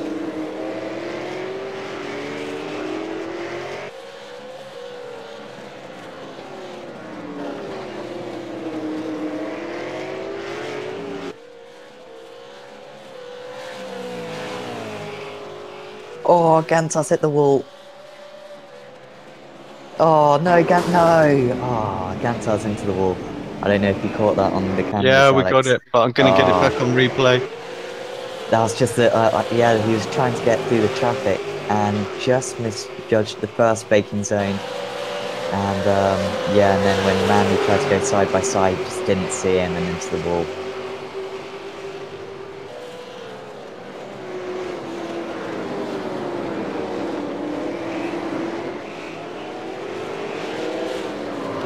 Yeah, exactly that.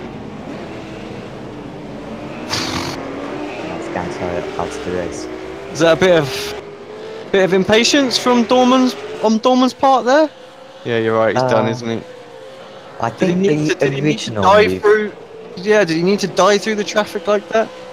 Yeah, I think the original move was kind of okay, because I think the back markers were kind of half letting him go, half not.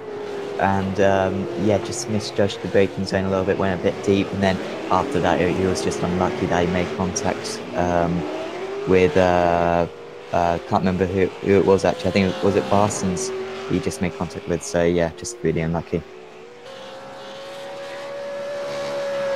So Klosterman inherits second place, then Jackson third, although he is closing in on his teammate, of course, with the fresh rubber at a much later pit stop. Still 6 seconds between them. So the top three really have separated now. We head back to sort of battle for 9th and 10th, really, for some action.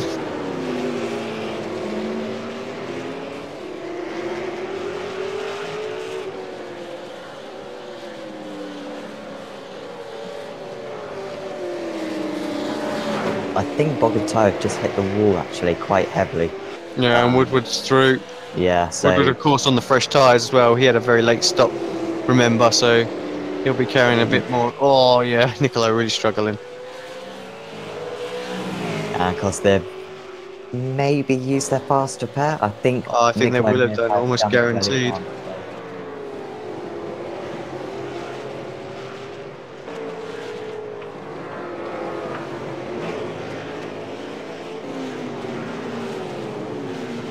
Klusman 6.2 seconds behind Brandon now. The gap was at about 10 seconds at one point. I think that might just be because Brandon had to take evasive action on the previous lap. But Tony's going to give it his all to close that gap and yeah, not going to... I mean, it has come down, and he is going quicker. So it is fair to say the damage that Tony had on the car really has been what sort of caused his pace in that first stint. Again, of course, he had that little moment, didn't he, that Michael hit him. I think, you know, injury or no injury, still showing phenomenal pace out there as well. And I think 100% fit might have been a bit of a different story. Yeah, I think I saw on the Discord earlier on how, earlier in the weekend, he scrapes the wall there, how he wasn't actually planning on doing this round because his foot was just hurting so much that he wasn't sure if he could do the entire race distance, and he was struggling to do long runs in practice as well. But we're really glad to see him out here, and he's certainly a master in this car. And he's who's that in the wall? Brenton. Yeah. Oh, he was fighting for P8, I think, as well, was Brenton. So that's really ruined it for him. Yeah. So the fastest driver out there at the moment is Chris Jackson. Then you've got Tony, and then Brandon. So interesting. With 10 laps to go, all that's going to happen is the top three are going to slowly come back to each other.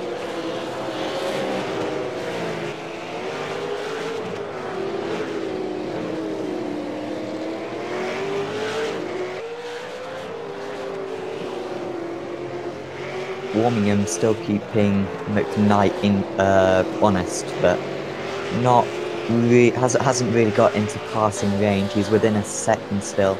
But he hasn't really got a big pace advantage over him, and that's what you need around here to be able to make a move because it is so difficult. Yeah, just a second behind McKnight, and hasn't been able to get close enough to have a think about the move. But maybe with the tyres wearing out, McKnight might start to struggle a little bit later on. When did they pit? It's not something I can bring up, unfortunately. What lap did each driver pit? So Warmingham pitted on, just trying to find it, lap 22 he pitted. McKnight pitted he pitted early, didn't he? He pitted lap 15. So there's going to be a bit of a difference. Yeah, maybe them.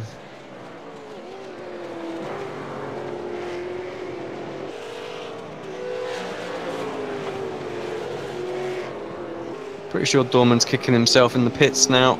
He knew he had that race, I feel. Didn't look like Brandon, although he was quicker. I don't think he had anything that he could have done. Towards the end of the stints, the cars were so even.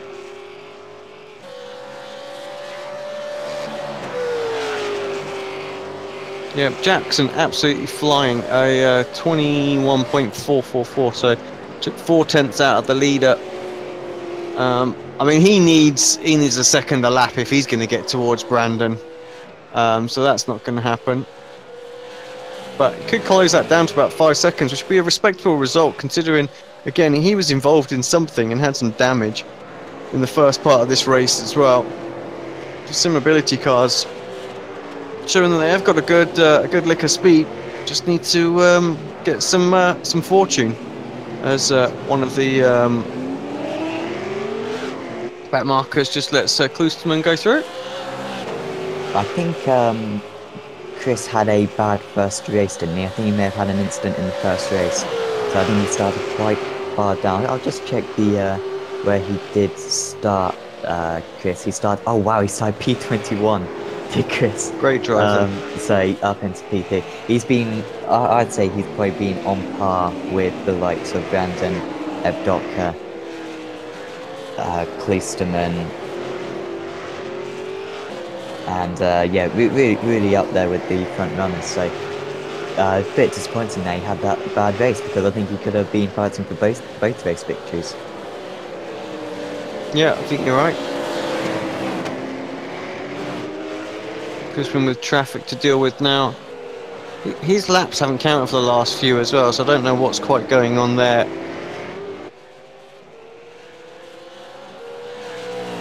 Maybe just skimming the wall here, there and everywhere. Let's hope there's no sort of technical issue that we're going to see.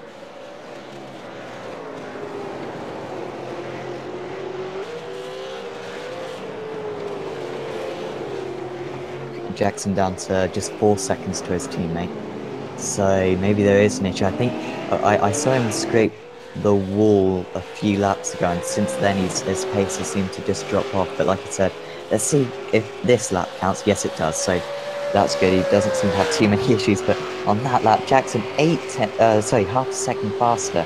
So Jackson is absolutely flying out there. Half a second faster than the leader as well. And these two, yeah, he's gonna catch by the end, I think. But he's got to nail every lap.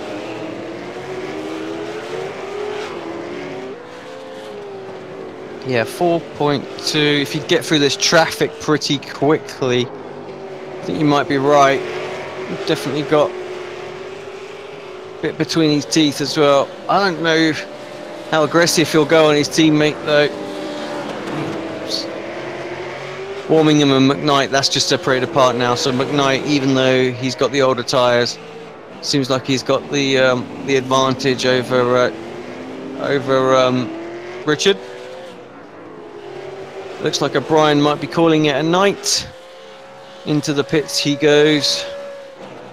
I say night, it's a morning for him, of course. It is something like 4 or 5 o'clock in the morning for him. Man is crazy. Give me my bed. Yeah, I used to do a series where I got up at 2 in the morning and just yeah, woke up, had a cup of coffee. Unfortunately, I was half asleep for qualifying, so I'd always qualify quite low down because I couldn't see.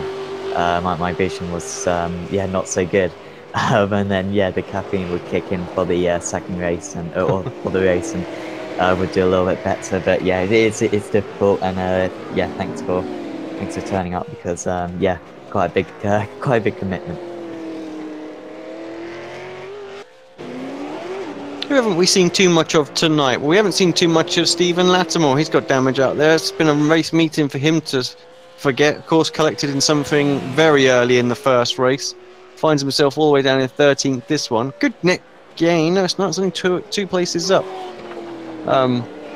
Bill Switzer, we haven't seen too much of him either. Started 12th, as far as I can tell, and it is 12th right now. Clyde Whiting, all these guys are in the middle of no man's land at the minute, so really we haven't really shown too much of them. But Clyde up 8 spots, doing a good job out there as well. No pressure around him whatsoever. Nubis is a lap down. Nikolai up 3 spots and into the top 10. He's been again involved in some unfortunate accidents that weren't his doing. We've got a battle that is going on out there actually as well, and that's Woodward against John Manley. That's 0.8 of a second. That's our closest battle. Oh no, it's not. It's not our closest battle, because Warmingham and McKnight once again are very, very close. So a mistake for McKnight to allow Warmingham back into the hunt. Yeah, got to nail this exit now, Warmingham. Not too bad. McKnight got a little bit of wheel spin, but you can just see he's nowhere near in range.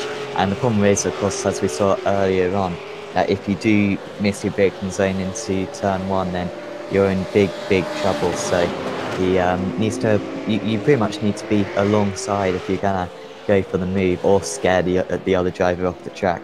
But that's very difficult to do. And yeah, Warmingham. These two, Warmingham, McKnight 16 seconds behind of Dotka, Warmingham 27 seconds clear of Borges, so they are completely by themselves, only fighting each other. So yeah, they can afford to take a couple of chunks out of each other. Yeah, it'd be good to see it. Let's have it. I think we need these guys to entertain us for the last few laps of the race, because the leaders are stopped closing in on each other, really. It's all settled down. 5 seconds apart.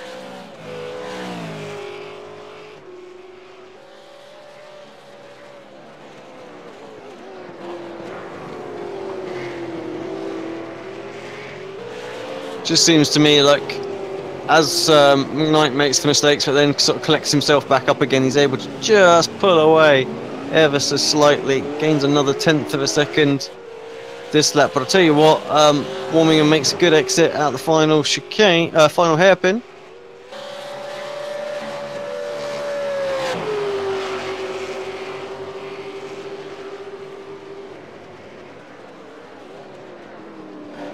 And looking at the lap time difference, so McKnight at 22.537 versus Warmingham's 22.737, so actually pulls away a couple of tenths.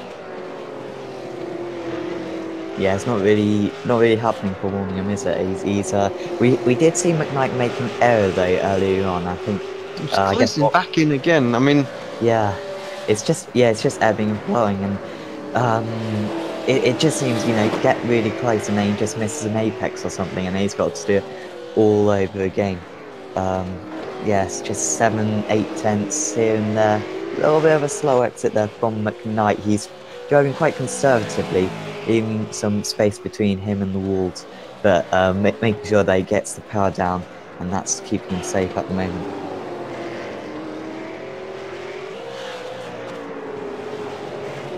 .2 seconds is the gap to Jackson and his teammate Klosterman as well. I mean, it is coming down. There was actually a second that lap he closed in. Stick with this for the moment. 4 laps to go. No one's catching Brandon unless he makes an absolute hash of the last few laps.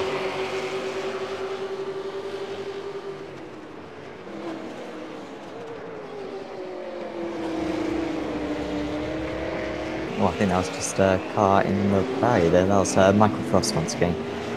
Just had a bit of an incident there. I'm not quite sure what happened. I think he just outroot himself. Yeah, that's what he did. He did well not to put it in the barrier in the end.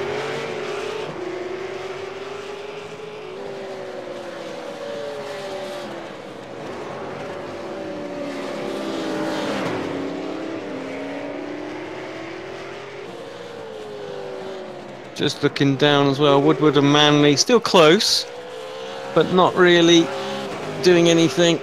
So McKnight and Warmingham is where we continue. You know, when you just back markers, hoping for, like, you know, an epic close to a race. I feel like we're just not going to get it here. Kind of just sort of simmered, didn't it, in the middle of the race. This minute we lost Gantar with the back issue with the back markers, that the dramatic conclusion to the race kind of went with it, and now everyone's just sort of go, thanks, I'll settle for these positions, I'm comfortable with that. Some huge gaps out there as well. Sorry to cut you off. There's only down to P7 on the lead lap as well, and I think at the rate that Brandon's going, he might even make that to P6. Yeah, it would have been so close between Gantar and Brandon as well. I doubt there would have been a second between them at the checkered flag, because they were so evenly matched. So we've certainly been denied one of the best battles, I think, of the season, but I hope to see it next time round. I'm not sure where the next round is actually, but yeah, hopefully that kind of rivalry will be renewed. Or warming him a little bit into the wall there, just scraping it ever so slightly, and he's now 1.2 behind, so that may just be his opportunity gone unless he gets really lucky with the traffic. Yeah, it's not going to happen. We're just watching Brandon for a lap there, but oh, a bit of a ropey line. Oh, massive wheel spin as well for McKnight. Those tyres are going. Of course, he did pit quite a bit earlier, so I'm not surprised to see that. But yeah, a nice 1.5 seconds, or 1.2 seconds now. Woodward closes back in on Manley. Oh, Ooh, not anymore, no. not anymore. That's Woodward. He was, yeah, he could tell, couldn't he? He was getting closer and needed to push these last couple of laps. Managed to save the car. Ish. He's gone into the tyre wall again, but that's that battle over and done with as well.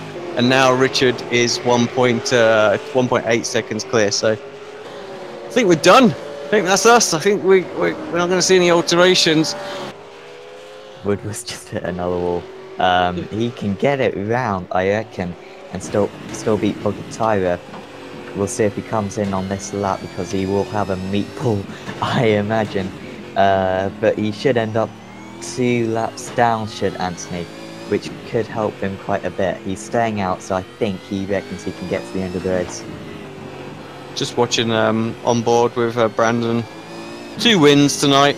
He'll be happy with that. 2 good races from him. Not really made a mistake at all, has he? And deserves it. Good to see this circuit one more time. Just a little wide there, but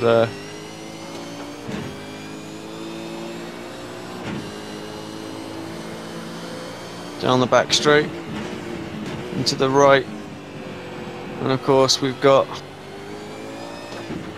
2 left-handers sort of taken with 1 corner and then into the very, very tight hairpin, super tight, and away down the straight, head towards the checkered flag. Stick your fist out the window, celebrate with your team because you've won both races. Mr. Brandon, congratulations. Tony Klisterman will come across in 2nd place. There he is, good drive from him with the ankle injury. His teammate in 3rd. Good recovery from Chris after what was that first race. And then Evdoka with a great recovery drive as well for 4th to getting collected with Tony's incident earlier on. And actually Michael must have had something else because he's missing a bit of the bodywork once again. McKnight, is he going to hold on? There's lots of traffic around here, but yes, the answer is he's going to hold on, no problem, from Warmingham, who's got a...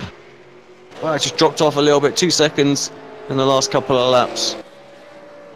Last driver on the lead lap is going to be Borges.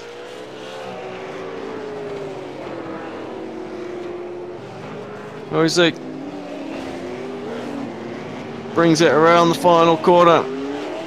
Gonna wrap up the order for us. Good drive from him. We didn't really see him too much. I think just sort of kept himself out of trouble, didn't he? And sometimes that's the best way. Yeah, I think that's one of his best results of the season for Jose, so well done to him. And I think he had a good first race, didn't he? Just looking, see where... Oh, well, he started 14th, so... yeah, not a brilliant first race, but did well to go from 14th to 7th in that second race, so well done to him.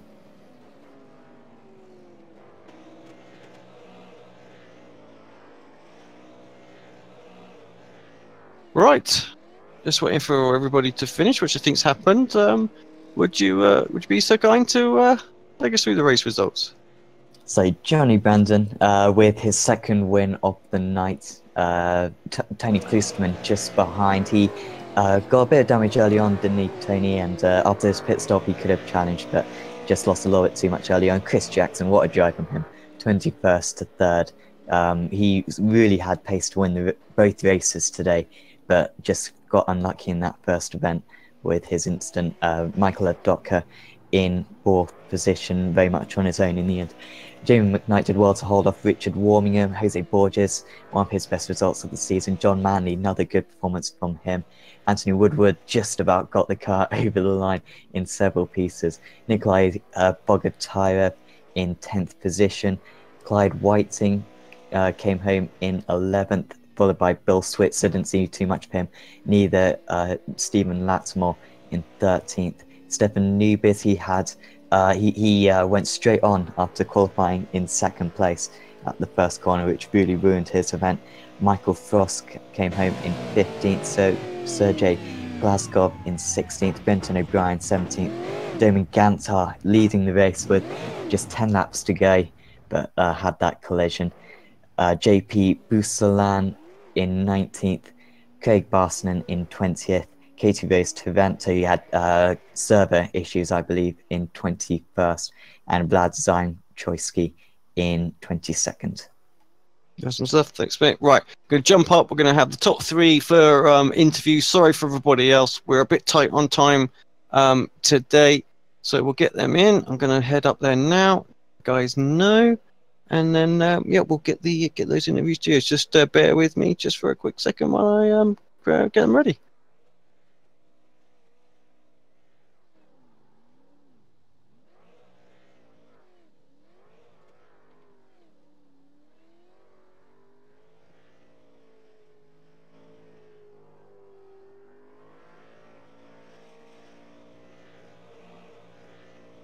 Well, here we are in the Epix Racing TV post-race show. We are joined by our winner, double winner tonight, and extends his place at the top of the championship standings. Johnny Brandon, welcome, mate. Thank you. Nice to speak to you finally. Yeah, congratulations. 2 good races for you today. First one in the sprint, you made that move. I think, yeah, Dorman perhaps wasn't expecting you to put the move on him quite right there, but you got it. You kept that lead. Your teammate was thereabouts right at the end, but you just didn't make a mistake. And in this second race as well, yeah, the back markers really just sort of handed you the back-to-back victory. Yeah, well, the second race, I feel sorry for Doman. I think he would have had that there, and he was very unlucky with the back markers there. But I'll take it. You know, the first race, I knew I had to go for him early, because he tends to be a little bit slower at the start, yeah, and then be very fast at the end. So I knew if I was going to have a chance, it'd be early. So went for it early, and fair play to him. He left me plenty of room, and yeah, just went on from there. Great race. Tell us about the challenges of the circuit. Obviously, does the fact that you got the point cloud and stuff dotted around, does it affect you at all, or are you just focused on the actual racing surface? I don't even notice that when the race is going on, to be honest. It's so focused trying to keep hold of this car and not crash into those walls. I mean, I haven't sweated this much for a long time. So, yeah, you don't notice any of that stuff at the side. Or I didn't anyway. We saw a couple of big crashes today. I think that's kind of like the nature of the street circuit, and the fact that we don't have very many and people just obviously not used to dealing with them. What's your take? I don't know if you looked at any of the replays of the starts or anything like that. What's your take on the starts out there and those incidents? I haven't looked at any replays. I don't know what else happened. I know I got a couple of good starts myself, and that was it. I'm hearing there was a few netcode problems out there, which is just the nature of it. Yeah, you know, we're scattered all over the world, people racing in this series, which is fantastic. But the downside to that is we have a bit of netcode, but it's worth putting up with. But absolutely. I didn't see anything else that happened, unfortunately. Awesome. Right, man, I'm going to shoot onto Tony in a second, but before I do that, any shout-outs you want to do? No, not really, just to you guys. Thanks for the broadcast. Do a great job, and thanks to everyone that runs the series. And just, like I say, unlucky to Doman. Feel sorry for him, and a little mention of Tony. I think he's still got an injury, so I think he's had a really good night there tonight, considering what he's going through. So, yeah, thanks, guys.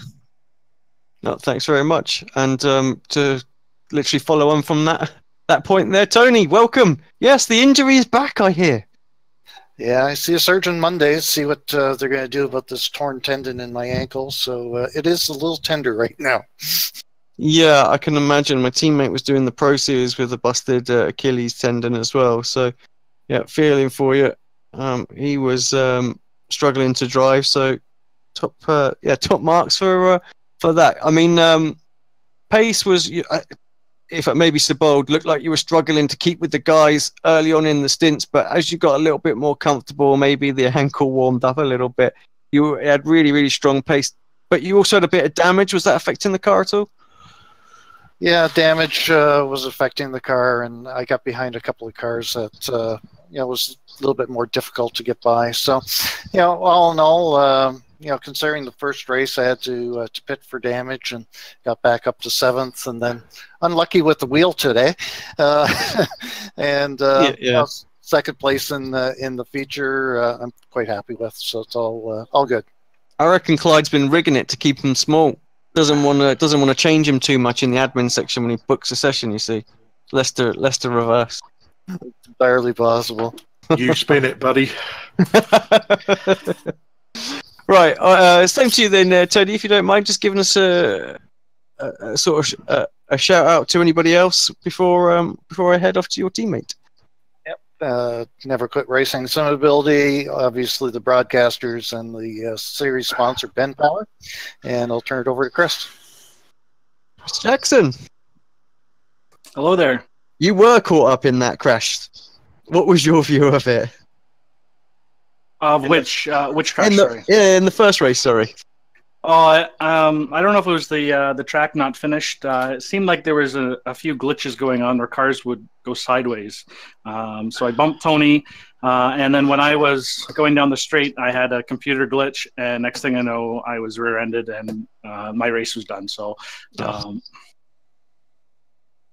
bit unlucky, but I really redeemed myself in the second race. Really proud of that performance. So yeah, this is what I was about to say. I mean, it led you to have what was an absolutely outstanding drive in the feature race. I mean, great pace in that one as well. Come through from the back, and phenomenal race. I mean, at one point we thought you might just close down your teammate at the end, but it wasn't to be. But definitely the fastest driver out there for the most part towards the second stint. So. Almost a shame that you weren't up there to give them a run for their money. I was proud of the pace. I'm really surprised that I was able to go from 21st and get through pretty quickly. Had a bit of damage. It cost a little bit, but I was pushing as hard as I could go. So tires kind of killed off at the end there. So I couldn't catch Tony. So, anything to add to Tony's shout out for the team? I basically just the team, some ability, you guys. I have to do a shout out to my mother-in-law, Harriet. Usually I shout out to my wife, but she was watching my son today, which allowed me to jump on. So cheers to her. Awesome stuff. Thanks, mate. We will have one last interview because we know he's not very well, and we heard him in the background. Clyde, how you doing? Hello, mate. Yeah, I'm all right. So, dosed up to your eyeballs, I hear. Yeah, a little bit. Yeah, I'm not quite sure what day it is at the moment. No better way to drive. I don't think anybody noticed any difference. So what's going on with you then, mate? Oh, I suffer with sciatica, mate, and I've had a bit of a flare-up lately. So nice. Today's been the first day that I've really been able to sit in the rig properly. So I've had no practice, no nothing, but still enjoyed it. So you should drive like that more often. Look, 11th place. It's a good result. Yeah, if I'm honest, it helped with lots of people crashing out. I'm a bit upset with the racing standards from the league tonight. I'm going to sit down tomorrow and have a good look through all the replays and just point out where people went wrong. I mean, you will hear me ranting in the second race, I'm afraid. I did go off on one a little bit. Yeah, not a problem. Race one was, the track was blocked at one point. I hit someone in front, got hit from behind. Race two, I had a coming together with Bill, my teammate. I don't think he see me and just drifted into me.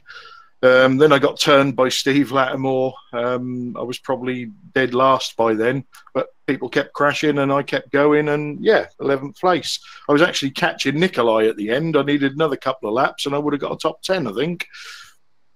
Well, I mean, well done on surviving that. It can't be easy, I have to say. I've had a back injury myself, and I know what it's like to try and drive with those. Not easy at all. So congrats on the result. Take it easy. Don't lift anything too heavy, mate. And let's hope that you can get back up to 100% fitness. Yeah, and we've got a nice easy track next time out, so shouldn't be too bad. Put me on the spot there now, haven't you? So events page. Where? I'll put you out your misery. Bathurst. Oh, of course it is. Where well, yeah, no problem. You'll be fine. You'll be fine. Yeah, love it. What Keep can them go wrong coming. there? I mean, you've gone from the street circuit. This one, that's just a mountain. You know? It was a No good problem. track. Good. I thoroughly enjoyed Long Beach. That was Yeah, I thought it looked good as well. I thought beside the point cloud, I thought the actual broadcast stuff looked absolutely fine. So, yeah, let's go. Let's come from come the back. cockpit. It was not a problem because obviously you're concentrating on the track, so you don't Mhm. look at the scenery. Yeah, Not like yeah. Daytona where you get distracted with planes taking off and things like that. Any shout outs for yourself, and we will wrap the show up. Yeah, obviously to PenPower, our sponsors, and also a big shout out to Pete Bingham's father-in-law, who's been taken ill today. I know he sits down religiously and watches the broadcast, so I'm not sure if he's able to watch it live or whether he's going to watch it when he gets back home and he's fit and well again. But get well soon. Yeah, likewise from myself and Sam as well. Right, thanks very much, gentlemen. We'll jump back down into our channel, wrap the show up, and yeah, we'll see you next week or next time.